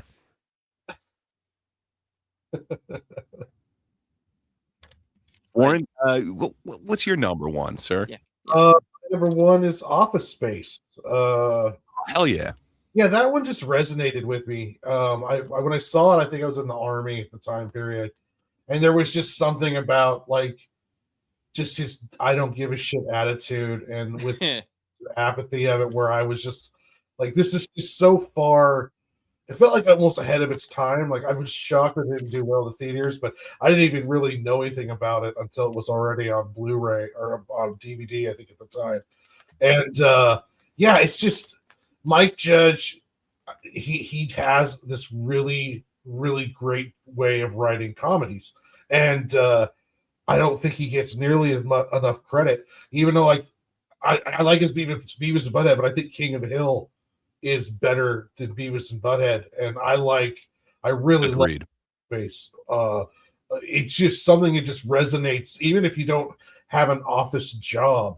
Just the apathy towards the work and the crap that he put up with, and then just he's like unscrews down part of his partition so you can see out the window, and he like comes in and cleans a fish at his desk. I mean, I absolutely loved all that stuff, and it really seemed to strike a nerve with a lot of people. It should have done better in the theaters, but I don't know if they just didn't like preview it correctly, if the marketing was off, or what the deal was, because it deserved. Every one of his movies bombs. I don't know why, but Idiocracy, like it lasted a weekend. Extract did like nothing. Beavis and Butthead to America did turned pretty into a documentary. Like, I mean, he's so far ahead of his time on when he hits. It's amazing. Yep. Office I Space completely is agree with good. you. Yeah, Office Space. Infinitely fantastic. quotable. Like I can't tell you how many times I hear like $1 million and it's like two chicks at the same time. I don't know why, just that's the only thing that kind of comes to my mind. But yeah, man. I completely dig that one. That's a great choice. I support your number one. Oh, Laps, it's okay to have your choice as well. Of course it is. So why wouldn't to it show be? you? It's only my I don't know, man. show. God damn it. But Warren, to show you how much I respect your choices and your list, our 1 and 2 are kind of swapped, man. So yeah, my number one, I was thinking who else kind of shaped comedy in the 90s and kind of what was to come. And it's another set of brothers, but for me, it's the Coen brothers. There's just a certain type of comedy that they brought to it. It's definitely on show in like Raising Arizona, but there's this kind of weirder comedy going on in like Fargo, that whole like just generally funny look. And like there's this, it's a weird comedy going on, but man, they were able to distill it so well in The Big Lebowski. I think that's my top comedy from the 90s. If I could go into a little bit earlier, I might put Raising Arizona as a little bit higher comedy up there, but man, just everything about The Big Lebowski works for me in so many ways. It's my favorite Jeff Bridges performance of all time, but man, you partner him with John Goodman, and there is just nothing that can go wrong in any of those scenes. Just as Walter Sobchak, just his interaction with the dude is just perfect. And then every additional character that they're bringing in. You mentioned the nihilist, the fact that Flea is one of the nihilists. Like that's awesome. It's also the dude with the wood chipper, Peter Stormare from Fargo as the other nihilist. I absolutely love it. Yuli Konko, the video artist, that's Knox Harrington, excuse me, the video artist. There's just so many like side characters that for no reason are there and are just perfect. Philip Seymour Hoffman is Brant. Like just every scene that he's in is hilarious. I can't say enough. Like the mind trip he goes on when he gets drugged by the porn guy. Like yeah, it's just every part of it is amazing, and it's this weird thing. It's one of the first neo noirs, and it really set off this whole exploration into neo noir. But it's that neo noir comedy thing. Just man, it works so well. Everything about it. The whole Jackie Treehorn thing. That vision, but also just every additional character in it. Dom Herrera as the limo driver.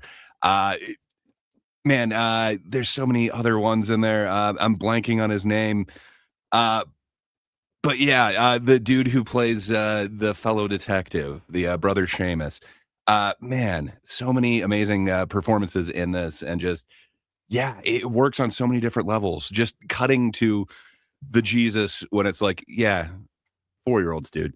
It is so amazing. Just like the way that they chose to film him going to knock on people's doors as the Jesus who needs to let the neighbors know.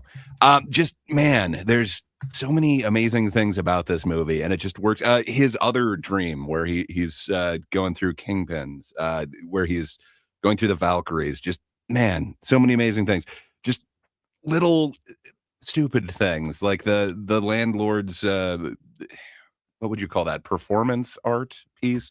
Oh. Just yeah, it's amazing. Him tired of people breaking in, so he starts hammering this board with like, I don't know, 100 nails into the floor, and it turns out the door opens the other way. He just did that for no reason, and then that comes back later when he then trips over it. Just man, there's so many little things. Just his lines, the way he deals with it, like, where's the money at? It's down there somewhere. Let me take another look. He writes As he's the getting check his for half and half. it's just so great. And then Sam Elliott out of nowhere narrating this whole thing and coming in part with the way it's so interesting. But yeah, the comedy in it works on so many different levels for me. So yeah, I think it is my favorite comedy, and it's the one that I've definitely seen the most from the 90s. So yeah, that's my number one. Bob, what you got at number one, sir? We've actually already talked about it, but There's Something About Mary. I Yeah. remember going to see that in the theaters, and I kid you not, I was literally on the floor laughing with my friends. We thought that was absolutely hilarious. We already talked about some of the moments in the film, but there's just so many more good moments we didn't talk about. How everybody else in the film is a stalker except Ted, but he's always the one that keeps getting accused of being a stalker. I think it's hilarious. Some of the stuff Matt Dillon does, where he's like, "You got change for a 20? All I got are these damn Nepalese coins." You know, you been to Nepal? Oh, not in years. I don't know why I bought the place. You know, just the stuff that said. The scene towards once Ted finally reconnects with Mary, when Puffy just goes nuts all high on the speed, I thought was hilarious as well. There's just so many things in this movie that's absolutely hilarious, and like I said, it literally had me on the floor laughing. So that's probably the hardest I've laughed in a movie theater up until I probably saw the first Scary Movie. So yeah, I got to put that one as my number one for the 90s. That's all of which were great picks, to be honest. Like every one of those movies I can watch at any point in time, to be honest, and still have a great time watching them. And that's usually what I do. Like I'm not really a new movie type person. I don't know why I don't see them. Marvel movies I'll go see, and I don't know why I do that, because I haven't enjoyed many of them lately. I come out going, well, that was not what I wanted. And but this is something that I think every movie that was named I have in my DVD collection or Blu-ray collection. So like that's pretty good. Like, there's so many more movies. So some of the ones that didn't make my original list, I had all right. I had Austin Powers, the first one. I thought that was phenomenal. I thought that one International was Man great. of Mystery, or Yes, whatever the it first is. movie. Yeah. The Okay. International Man of Mystery. I think that one's great. I like that movie. I had Basketball. I had Black Sheep. I like that one. Black Sheep that Yeah. fell in mud, the white mud. The White I Mud. said crud. I don't know. There's so many fun parts of that, but I don't know. Would you go Black Sheep over Tommy Boy? Yes. Okay. Really? Yeah. Ugh. For me, I would. The Tom. I like them both. Like I like them both, but I like them both probably the same, but I've watched Black Sheep more. Hmm. So maybe that's why I would say that. But I had Basketball, Happy Gilmore, Office Space, Kingpin, The Big Lebowski. Those are some of the ones that I had that didn't make my top 5, but all really good movies, I think.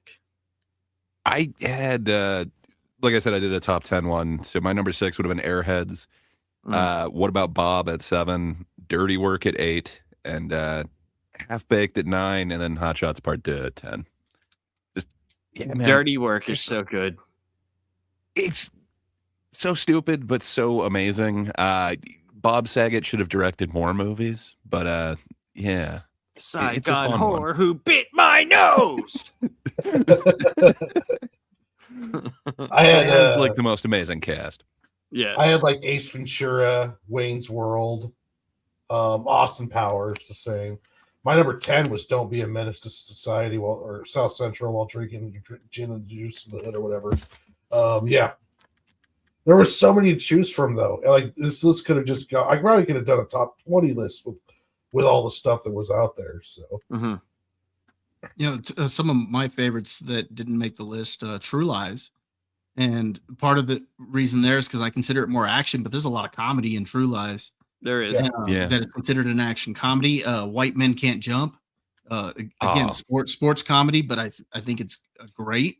The only reason, I think it's actually a better movie than several of the ones that I have on my list, but I just laughed throughout more of the film on the others, which is why I put those up there. So I there were a lot of films that would be considered comedies that I think are better films, better than movies, right? Yeah, I just put the ones that I laughed at the most. Yeah, exactly. So that's how my list kind of came to fruition.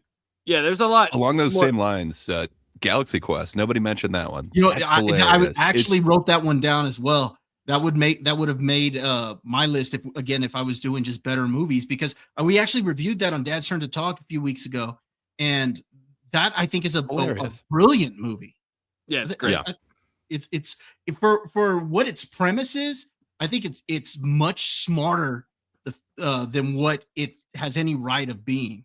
I think it's great, and Alan Rickman and Sam Rockwell are hilarious in that movie. Yeah, completely agreed. It's got amazing performances, and I think it was Justin Long's first movie as well. Yes, yeah, man. It's one of the best Tim Allen performances as well. Yes. There's this one that nobody kind of talks about anymore, and maybe it's because the sequel wasn't nearly as good, but Analyze This was I think late in 99 or something like that. I really dig it. It's kind of like a comedy sitcom version of The Sopranos. That worked for me. This, not that, the and the one. other. I don't know. I like De Niro as that character. Yeah. I think my favorite scene at the end is where he had to pose as the representative from the family, and he's sitting there slapping everybody.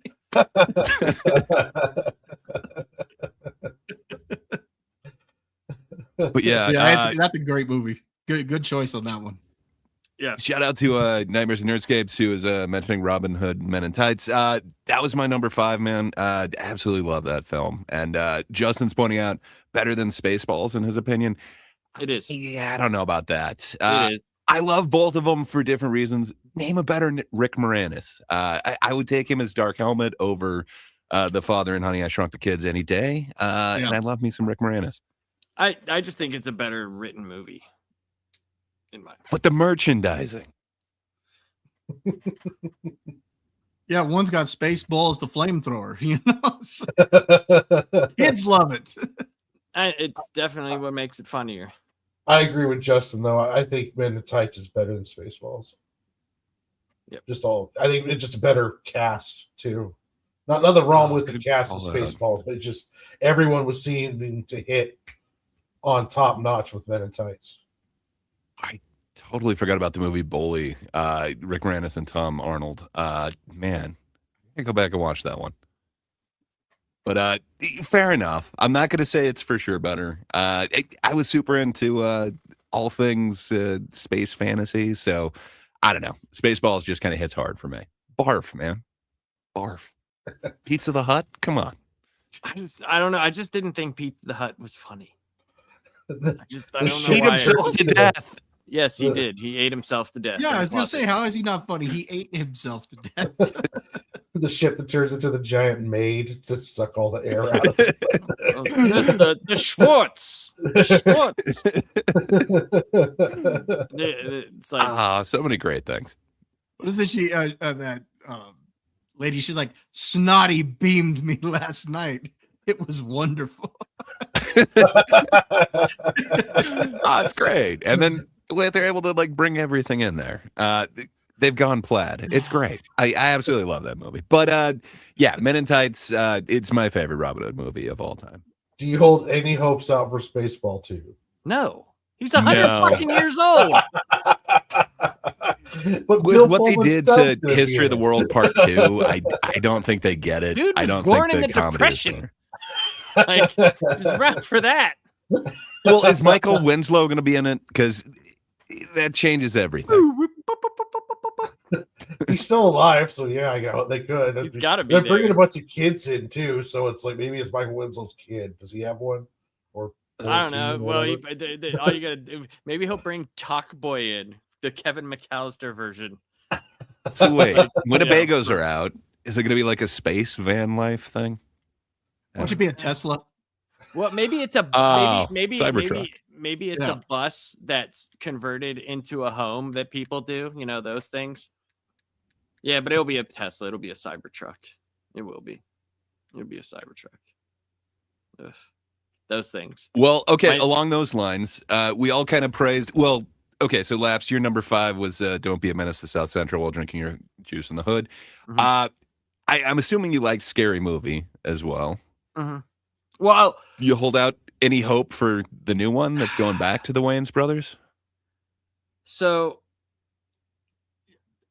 the only thing that I will hold out hope for is that Marlon doesn't give a shit about what other people think. That's the only thing that I'm holding out hope for, because he never seemed to like. See, I don't even want to talk about it, but I'll just say this: when there was things going on in the world that seemed to fall in that direction, he didn't give a fuck. He was like, I don't give a fuck about that. Like, all I want to do is make people laugh. So I'm hoping that that is still holds true. And if it does, then yeah, we might have, it might not be obviously like the best one, but I think at least it'll go places where people won't think it will. That's the only thing I'm holding out hope for. I hope it's more like the original and less like the latter of those scary. I movie thought ones. Scary Movie 3 was the best one. Really? That's the one with Charlie Sheen. The Yes, War of the that's Worlds the one. No, I really like that one. that's the one with Or wait, is that Signs. 4? It's Signs. Oh, Signs. Yes. And the Eminem, Kevin Hart. Right. That's his best thing. Dude. Yeah. Whenever he gets thrown out the window and he's like, "That's it, I'm quitting rap." He's like, "You can't give up rap," and he's like, "Rap schmap, you still got it." And then Kevin Hart just pops up and he's like, "Yeah," like just like everything about that fucking just when they're all doing the signs thing where they're spinning around each other. And then the fucking sheriff's hat just keeps getting bigger and bigger and bigger for no reason. And Leslie Nielsen is the president. All eyes on me. This shit is banging. Like the Jerry's kids. Leslie Nielsen punches out a bunch of kids because he thinks they're aliens. And it has one of the other great lines. He's like, he talks about aliens. And Leslie Nielsen's like, well, there was a presidential dinner. There was a mix up in the kitchen. We stuffed that alien's ass full of stuffing.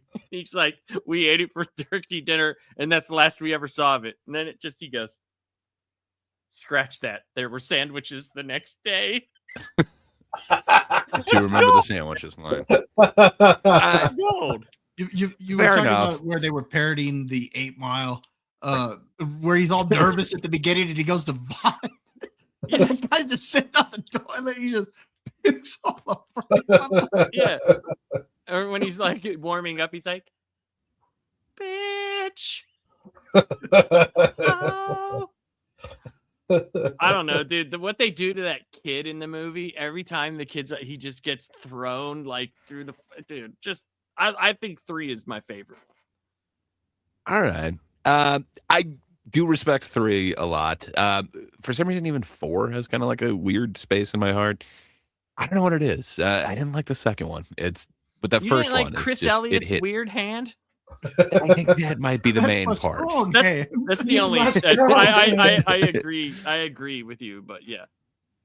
So Justin mentions, so all of us, we like the Kevin Smith films, but none of us had any of his films in our like top comedy movies of the 90s. Well- but Justin's saying that he would have had Dogma on his list. I think it's a great movie. I absolutely love it. I think it is my favorite Kevin Smith movie, but I don't know, man. I don't think of it on like a comedy list, even though you've got so many comedic beats in there. You've got George Carlin. It's definitely a Man, comedy. Rock is amazing. Is it?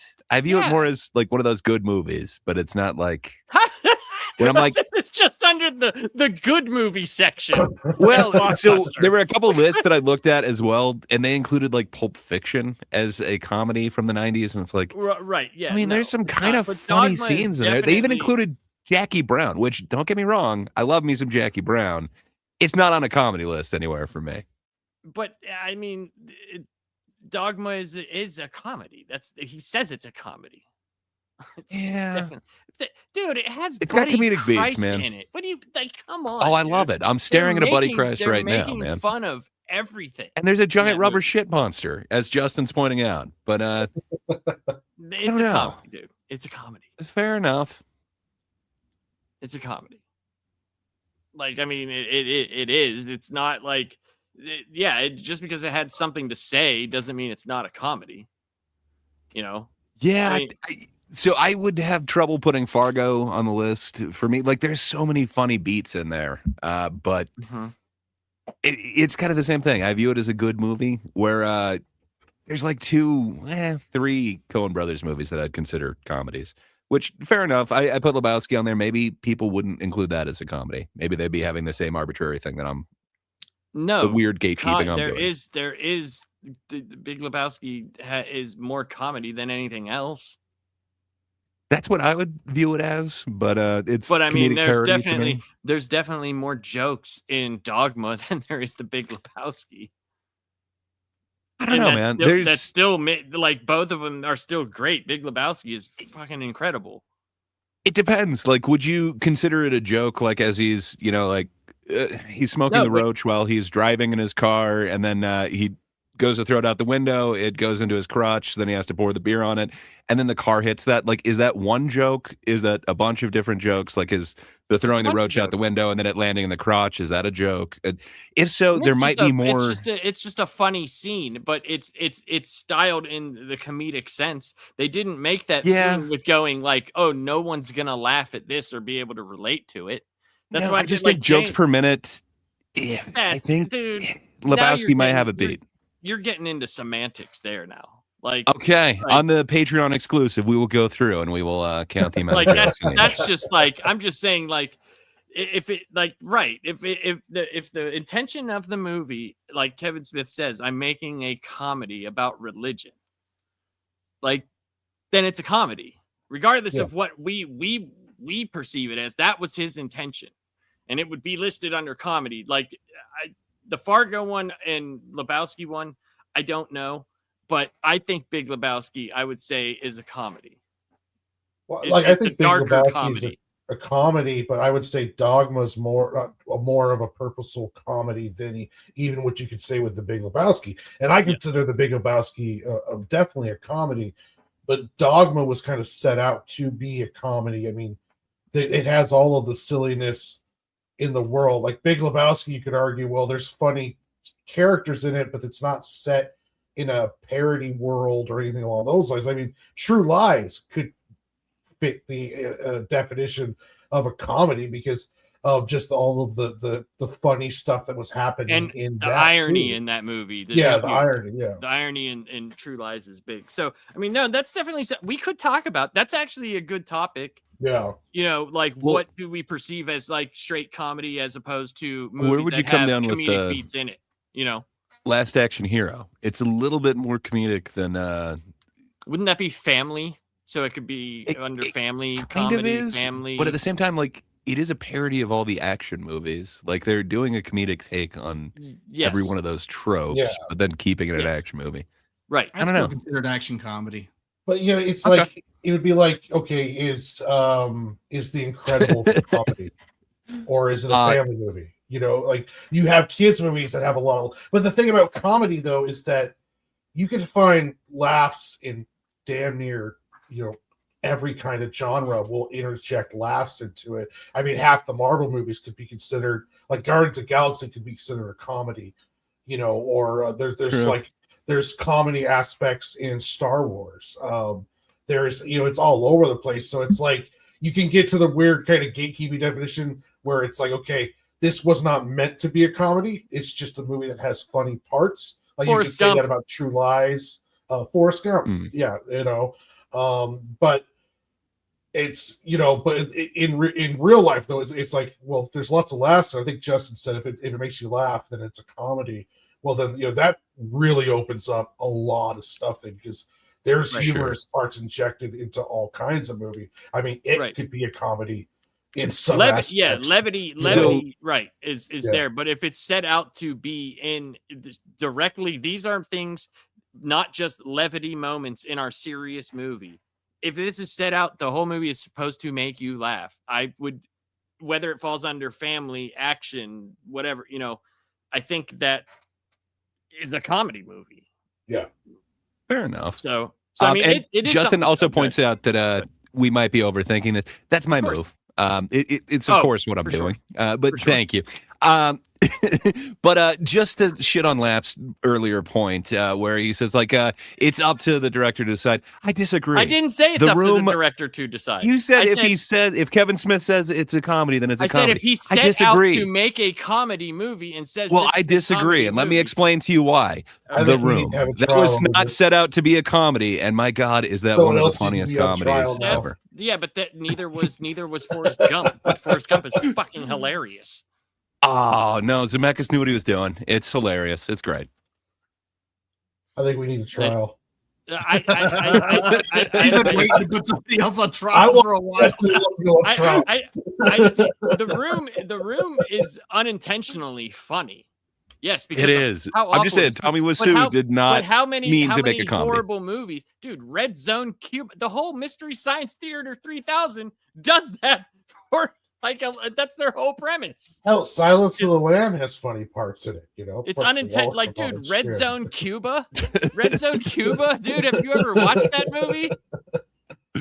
That's not supposed to be funny, but it is one of the funny. Dude, the freaking dude from Curly from the Three Stooges is a freaking Green Beret. Like, come on, like that's not supposed to be funny, but it sure is.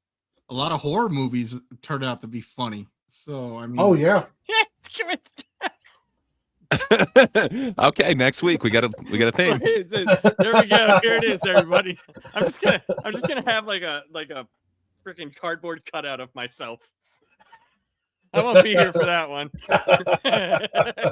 You can do it. You can do the show. It'll be great.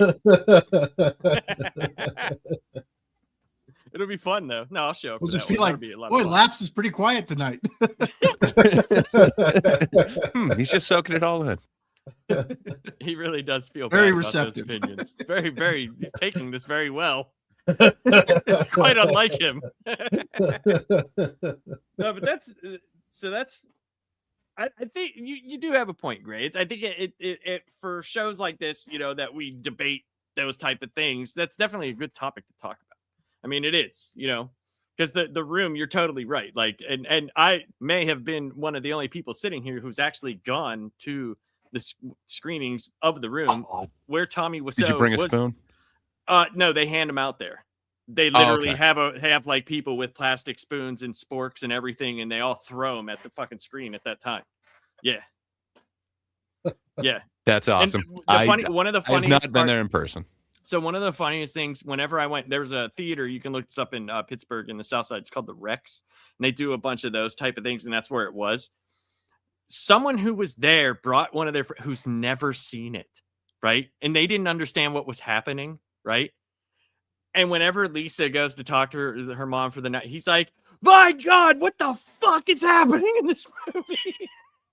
How many times is this bitch gonna talk to her goddamn mom?" We were dying.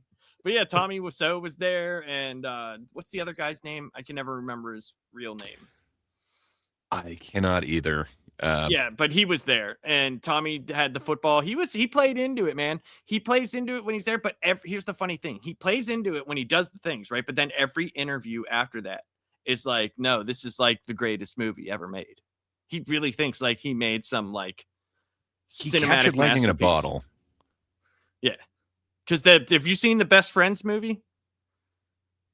Have you seen that? Tommy Wiseau and him made another movie where he works. Tommy Wiseau is a what's the guy that does the at the funeral home? The mortician. He's a mortician. I think he plays. It's not like the one, the people that do the autopsies and that type. What? Oh, like an pathologist- embalmer or something? It's something like that, Yeah, and they end up finding like gold or something in somebody. I can't remember everything, but it is. I watched it once and I don't remember everything. Right? I just don't. I have to watch it again, but it is fucked up. It's called Best Friend. It's like F and then has the R in parentheses and then IENDS. Just go look it up. Go watch it if you can. Yeah, I'll have to check that out. I haven't seen that. Ridiculously weird. It is wild. And Does it come off as intentional comedy? So no, I don't think it's funny. That's the thing. It's fucked up. It's a fucked up movie. But Tommy Wiseau, you already know like he can't act, but you can tell like he's trying now, and it comes off weird. Even worse. I didn't think he could be weirder, but he's weirder in that movie because I think like he's trying to be the opposite of what he was. He's trying to be the opposite of "You're tearing me apart, Lisa." Like that whole thing. Like, yeah, it's wild, man. It's a wild movie. Just go check it out if you can. Will do. Sorry. Like do a top 5 comedies that were not supposed to be comedy movies. Like that actually sounds awesome. And Best Friends, it's a volume 1. So it's a dark comedy thriller starring Tommy Wiseau and Greg Sestero. That's what it is. It's written and produced by Sestero. So I guess I've only seen the first part. I don't know if the second part has come out. But yeah, so that's what it is. And you can see just if you watch just the trailer, you'll see what I'm talking about. Like it's not what I thought it was going to be. Because like the room had the book The Disaster Artist. I don't know if any of you listened to that book on tape or read the book. If you want to get more into The Room, go listen to that book. It's a book by Greg Sestero, and he talks about like Tommy Wiseau and how like The Room came about. Portions of the time where like he lived with him, right? And I remember there's a part in the book where he talks about going to the bank, right? And he thought like the people in the budget was getting up to like 2 million or something like that, and he was like, how is this being paid? Like, does he have mafia? What is going on here? Because people knew him around that area in San Francisco or the LA area, that he was a guy who hung out on the beach and made like little wooden trinkets for children, like little like parasols and little figurines. But apparently he made his money in like denim, and he owns like a shit ton of fucking places that made clothes. And when he went to the bank and did a deposit for the movie, the woman, he was like, I don't know if there's enough money to cover this, blah, blah, blah. And the woman was like, oh, you don't understand. Like this bank account is like endless. There's so much money in this fucking bank account. And he was just like, what the fuck? Like, what is happening? Like the more layers you peeled off that onion, like it got weird. But that's a fun book to listen to. I think you can download the one where Sestero actually does the narration himself. He reads the book, and it's pretty good. So it's called The Disaster Artist, and that's what that movie with James Franco where they did that whole thing. That's what that's based on. Oh, okay. I was just about to ask, is that what the movie was based on? Was the was the book? Yeah, definitely. Can you imagine making something though that you poured everything into it? Mm-hmm. You think this is like your work of art, then it becomes kind of like a joke, but you're famous because of it. Like you could travel around and show it to sold out everywhere. Yeah. But at the same time, though, it's like not what you wanted it to be. That has to be a very interesting situation as an artist to be in, where it's like I created this dramatic, what I thought was a masterpiece, and it's kind of lambasted as this like bad comedy. But at the same time, though, it's making me famous. Like there's people who are just huge fans, and it's like weird. It's like having fans that you would be almost pissed off at, like how they treat the film. But at the same time, though, it's a huge fan base, and it has to be weird for him in a lot of different aspects, you know, especially being who he is. And when you get through that book, that point you made there, Warren, you'll have an even weirder understanding of what he actually thought about that. Because I believe it ends at one of the first times that they did one of those shows. And I can tell you, in Pittsburgh, people were trying to buy tickets from people who had tickets. Shit tons of people showed up outside in the South Side trying to get in. But Justin Gray says apparently Tommy Wiseau bought all the camera and filming equipment instead of renting it from a production company, which would have cost hundreds of thousands. Yes, he actually bought the original, like all the original filming stuff, and then he heard about higher definition cameras, and they went back and reshot things, like almost the whole thing. Yeah, he bought all the equipment, like where you should have rented it. And he had a billboard in downtown Los Angeles, which is like not cheap for the room. And it was there for like a year or something, or 2 years or some crazy shit like that. Yeah, it's wild, dude. Like that whole thing, even though it's been done to death, there's still more layers of that onion. It was a very odd experience. And I wanted my wife to go with me, but she was like, I don't want to go fucking see that shit. So I went by myself. And yeah, it was an interesting time, I can say that. I did not get to throw the football with him or really interact with him at all. I got to see him. He is just as weird, melty faced human that you think he is. Pretty sure he sleeps in his closet, perched upside down, hanging from where he hangs his clothes. Pretty sure that's happened.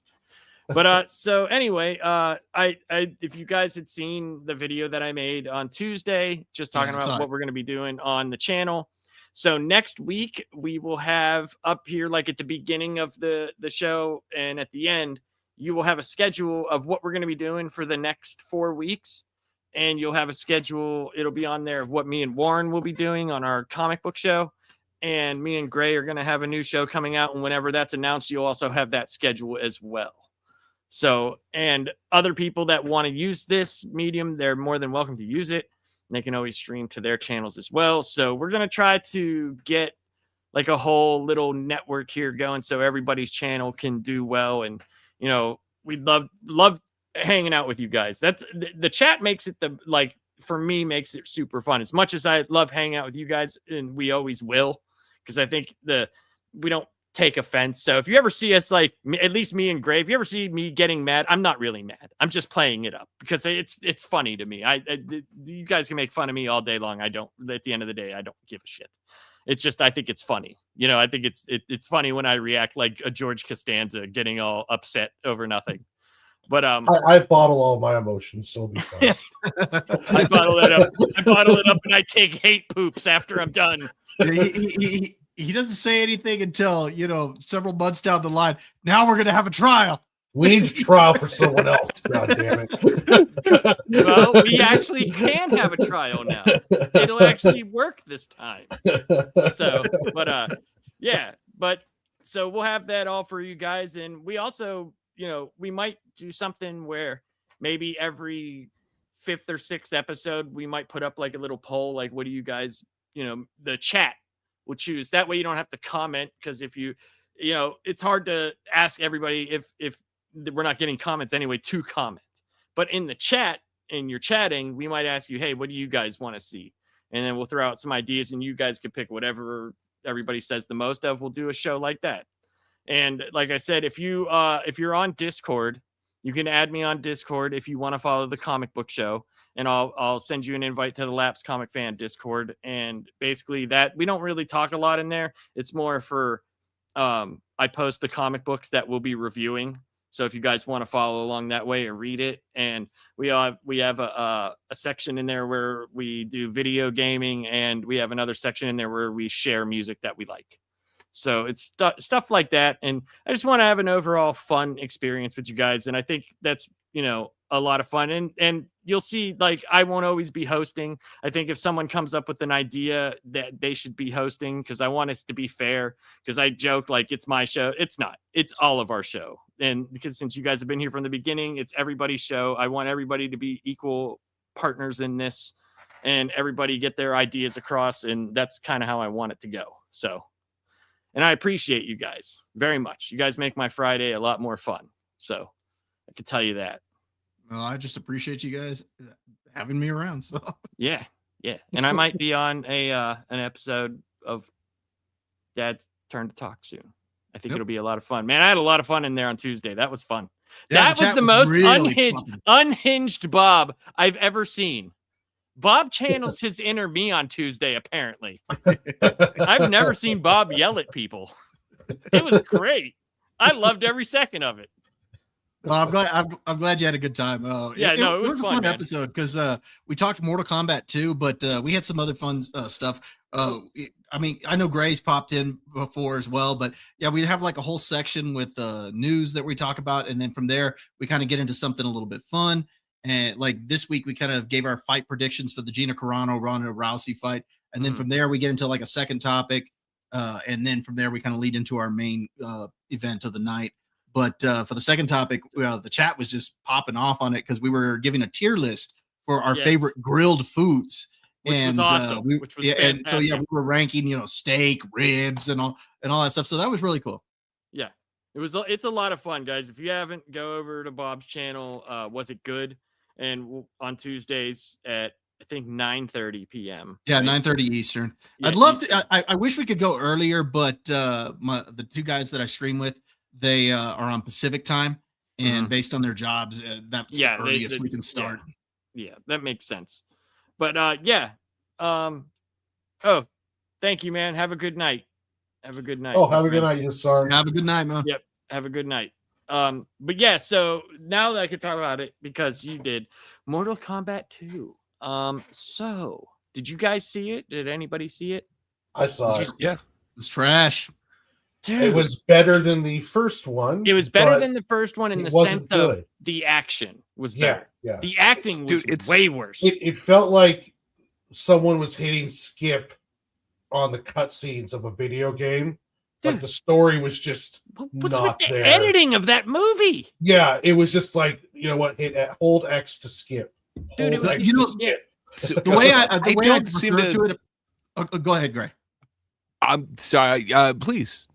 No, what I was Go going to on. say is about the editing. You know how, like in a movie, you'll see like two characters come together, and then it'll change scenes to somebody else, and then it comes back to those two characters, and you're in the middle of a conversation, Like a setup, and that's almost. fine, Right. Because you already saw the setup of the two characters coming Mhm. together.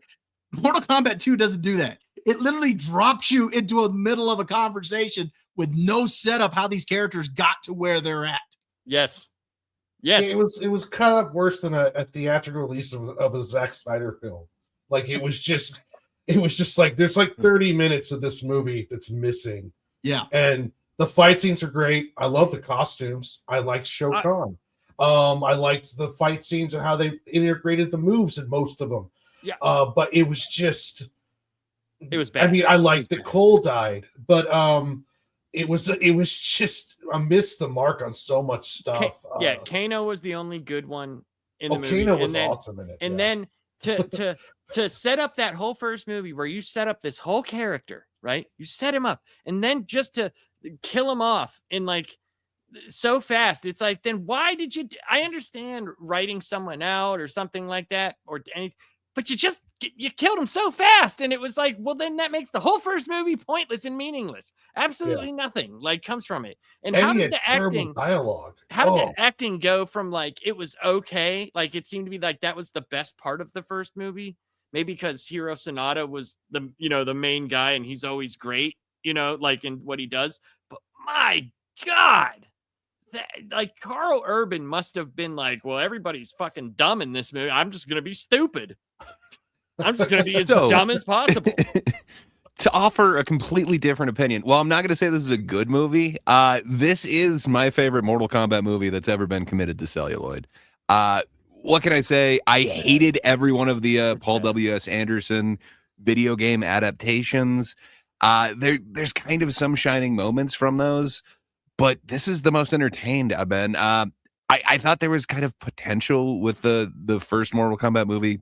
Whenever the hell that was that like 5 years ago now, or it seems like it was a 2021, while it's ago. 5 years. It was during the plague. Yeah. If that helps out. Yeah, I it was don't know during that. Yeah. the plague years. So I do remember kind of previously thinking that was my favorite Mortal Kombat movie, but I don't know, man. You're mentioning like, why would you kill him off so fast? It's a movie called Mortal Kombat where you have Yes. people get into the ring and kill each other. Yes, So I don't know. great. To me, But they it's didn't not. do the other people that quickly that were the main star of the movie.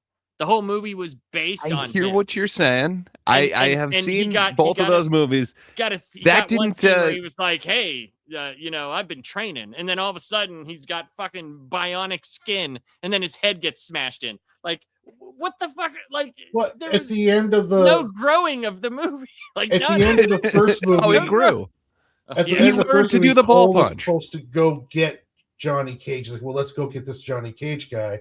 And then in the second movie, it was just Raiden and Sonya shows up in a parking garage, Yeah. and they take him. And then Cole has some of the worst dialogue out of. I'm all not of going to the say there was good characters. dialogue. And But it's I just. Gave up Well, my he was the wife center and point of the kids. first movie. Like they benched Liu Kang, who was Mhm. supposed to be kind of the center point of Mortal Kombat. I don't mind that Katana had the final fight with Shao Kahn. That's okay. That was fine. Yeah. Yeah, that's fine. But it's Mhm. like Cole should have never even been in the first movie. They should have No. been around Sonya Blade. Yes. If you wanted to create a character, that you have to have this. We need a character so that way we can explain everything without making it seem heavy-handed exposition. Sonya Blade was fine with that. But then they're like, well, we don't want Johnny Cage to do it because, and this is like almost literally what the director said, I didn't want a white savior character to be there. So they bench Johnny Cage and they create Cole when they had Sonya Blade right there. And it's Yeah, like, it's beyond. well, and stupid. then after all of that stuff with Cole, the family, and all the other bullshit, then he gets sidelined in the second one, and then they just kill him off after he gets to say like 3 or 4 bad lines of dialogue. It's like, No. I'm fighting for Yeah, my family which and is- my friends. And no, it's like, no resolution. It's to kinda true to the everything game, they though. set up. No resolution to anything they set up for him in the first movie. no, nothing at all. It was None. almost like it was written by different people. And it was just It like, was completely, he and should've- there is he almost no should've- connection to that first he one. should've They don't went care to whether you hell. know it or not. He should have went to hell. He should have, and he could have gone after Bihan with Scorpion. Would have made sense. Eh, But no, it let's might send have. Johnny. What do you I don't mean? know. That's his ancestor. My number one you complaint of talking Mortal about? Kombat is not the dialogue is not up to par. It's like, yeah, when you look at the dialogue of that first movie, it's not great, but that's on par with the games. Like it's not known for Oh, amazing dialogue or anything. Like it's Yeah. known for toasty. when you think of action movies like The Raid, Redemption, Judge Dredd, John Wick, stuff along those lines, you can do an action movie with decent dialogue and decent movement of story and plot. Both the Mortal Kombat's 1 and 2, it's like they just didn't even care about the Mhm. script. We're gonna get Yeah. the set pieces to look right. We're gonna get the fight scenes, cool costumes, and we're gonna have some really cool murders. And it's like, I don't, just because it's a fighting game, video game movie, doesn't mean that you get to check out when it comes to like script writing and storytelling. Yeah, if that's the case, just give me a 30-minute actual just fight thing, and then that's it. I'll Yeah. be cool with that. Fine, cool. Like, why have any subplot at all? Like, just like, Yeah. oh, what's up? Well, it's a tournament and we need all you guys to fight. And Johnny Cage, whether you want to or not, you're going to have to fight. Okay, cool. We don't need to have the amulet bullshit. We don't need to have the immortality for Shao Kahn. We don't have to do anything. Chinook, It's dude. just- Chinook. Oh. was terrible. Voldemort's nutsack. I mean, to me, it's like, if you're not going to do it, then don't attempt it, because it just comes off as weird and bad at that point. Like, Yeah, like the set pieces were dope, man. When they went to the one level from Mortal Kombat 2, the bridge with the acid, like that looked great. Oh, Looked yeah. awesome. Looked phenomenal. But like also you had like the fucking like the whole like we spent 20 minutes with sulky Johnny Cage, with just oh, nobody wants to see me in a movie anymore, buddy. Blah. Even though that's not how Johnny Cage was in any of the video games, The where he was first 90s so Mortal full of Kombat himself. movie is still the best one. The first one with I like the first one. It's I think stupid that as one is hell. It's terrible. Disagree. It's It is a terrible, but it's better movie. than these two movies. I There's think a it's better reason than these it's two, like a yes. 5.9 on IMDb. Yeah, I guess it's- so. It's not great. I'm cool with the sulky Cage. So again, I'm not saying like this is a great movie. I'm not saying it's a good movie. It's better than I expected it to be. For being like a sequel one where they're now bringing in like the other characters, I expected to truly hate it. I enjoyed myself. I thought it was all right. I mean, I just was hoping that they would have brought in like, dude, like Shang Tsung.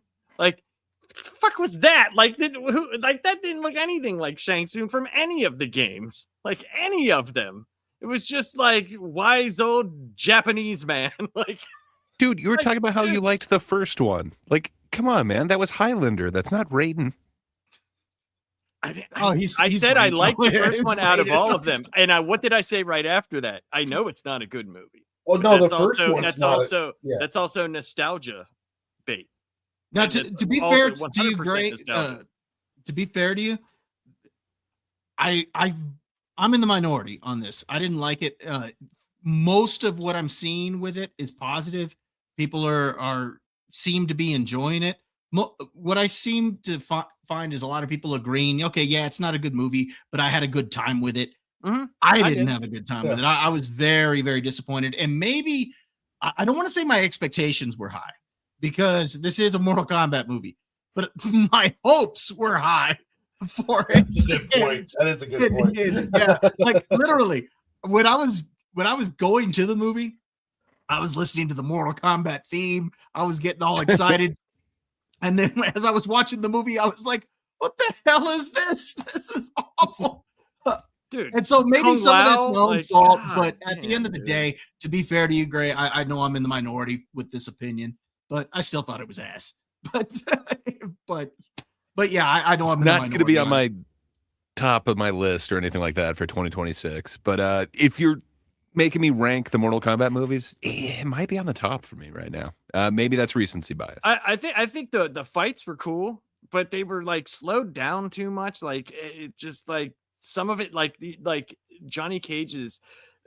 They're not adding that was like very element odd, of life thing. but it was very I'm just odd saying. looking. Like the guy who did his stunts was, I don't know if like I don't know. He seemed more of a stuntman than an actual martial artist. Like, and that never works for me. Like the stances he was doing were all fucked up. Like I don't know, dude. There were some things that I just didn't like about the movie. But I can say this, as just if we're just looking at just Mortal Kombat fighting, all that stuff, it's definitely better than the other ones in the fighting aspect. Yes. Oh, I agree with that 100%. Yeah. It's definitely better. And the costuming was great. I didn't like Jade's costume. I just didn't care for that. It's like, and I understand why. I get it, because we live in 2026 and God forbid we actually, stay movie accurate or game accurate, because we have to show everybody that we're morally upstanding individuals when it's like it's murder the movie, people. Like, just please just do it. Yeah, it's fight wise, special effects wise, costumes. It was better than the original, but I think the story script for the original 90s one was still probably the most coherent movie, even though it still had its problems too. And it shouldn't be. I always get on a soapbox with this stuff. It should not be this difficult to make one of these movies. I think they really, really overthink it. They try to explain it too much. They worry too much about people going like, why is that guy shooting fireballs out of his hands? And they should just make a movie. Like, if you can make Raid Redemption, you can make Mortal Kombat, and John Wick should be harder to make than Mortal Kombat, in my opinion. And it's just like, with the people that they give these movies to, just I don't know if they're overthinking it or they just don't care or they don't understand the subject matter or what the deal is. But it's like, it shouldn't be this hard to make a Mortal Kombat film. Hadoukens are Hadoukens. I don't need to know where they came from. Yeah, like I don't need to have an explanation like midichlorians or some bullshit to explain why the ninja guy that has blue shoots ice. His name's Sub-Zero. Okay, I get it. It's like, let's just go and roll with it. Like I was really happy when I saw that there was actual powers in the Street Fighter movie. And I think the Street Fighter movie might actually be better because I don't know if it's taking itself nearly as seriously as the Mortal Kombat movie's trying to do. So it might end up being a better Cody film. Rhodes is Guile. That one I do not like at all. It should have been Cena if you're going to pick a wrestler to do that. But still, though, it's like I think the Masters of the Universe movie, for some reason, I've got hype for that movie. I think it's probably going to be the better out of these three kind of like weird childhood adaptation movies like Street Fighter, Mortal Kombat, all those lines. But yeah, it shouldn't be as hard as it is. They just make it way too complicated, and they don't do enough with them. It should not be this hard to make it. Yep. But yeah. So, but they never call me for this stuff, so no, they're never going to call me. I'm not important. So the other thing is, and Bob, you guys have talked about this.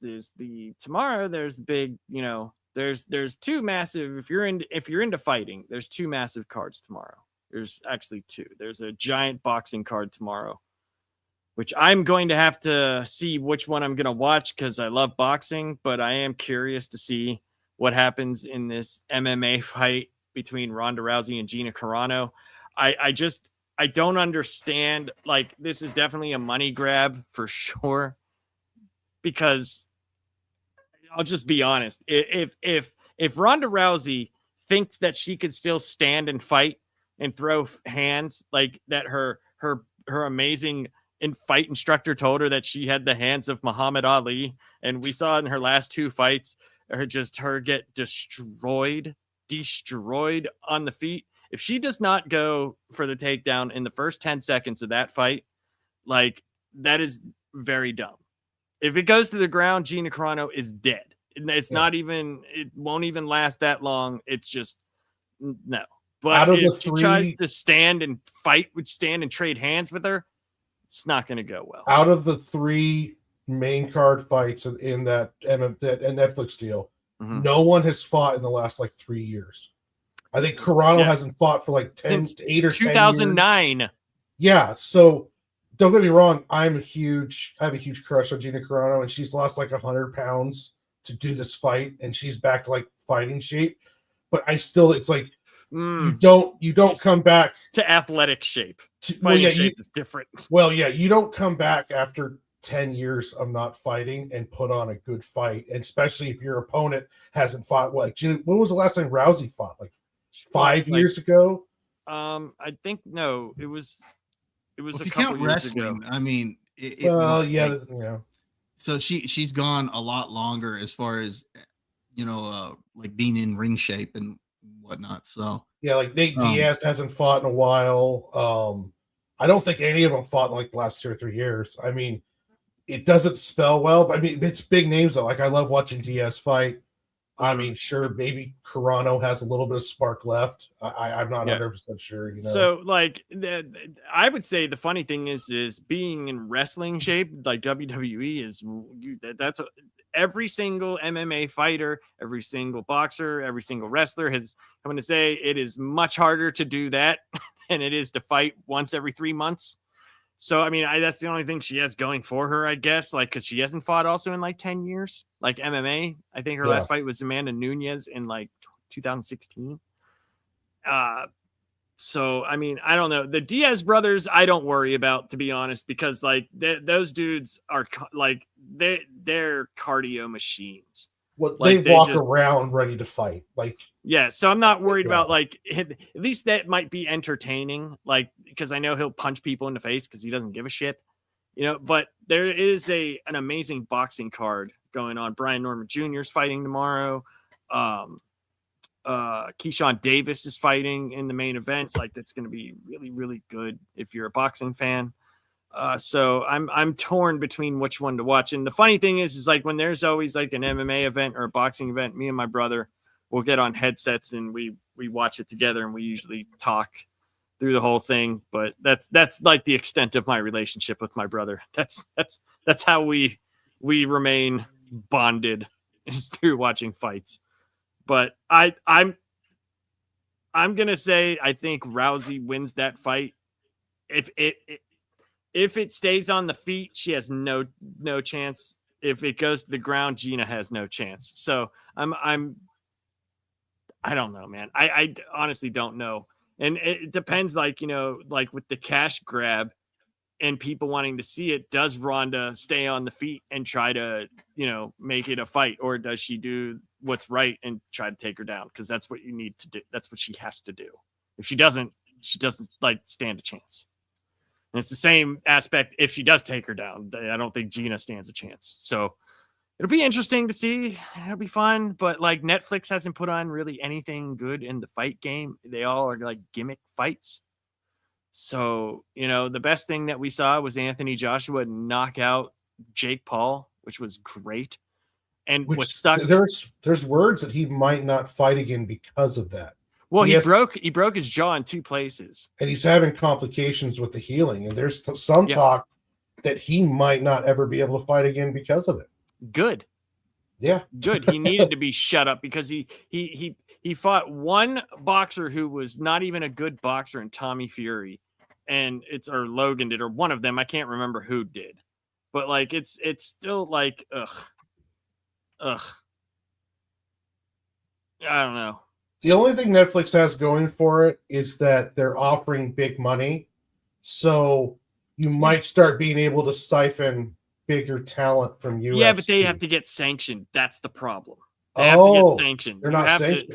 No, they're sanctioned in the sense of that they have to go through whatever state they're in and run a commission. But if you're not fighting for actual titles, you know what I'm saying? Like you'd have to make up your own I get what you're saying. Yeah, and like boxers especially, like you can give them all the money in the world, but as soon as they go out of contention for that, like they're going to like.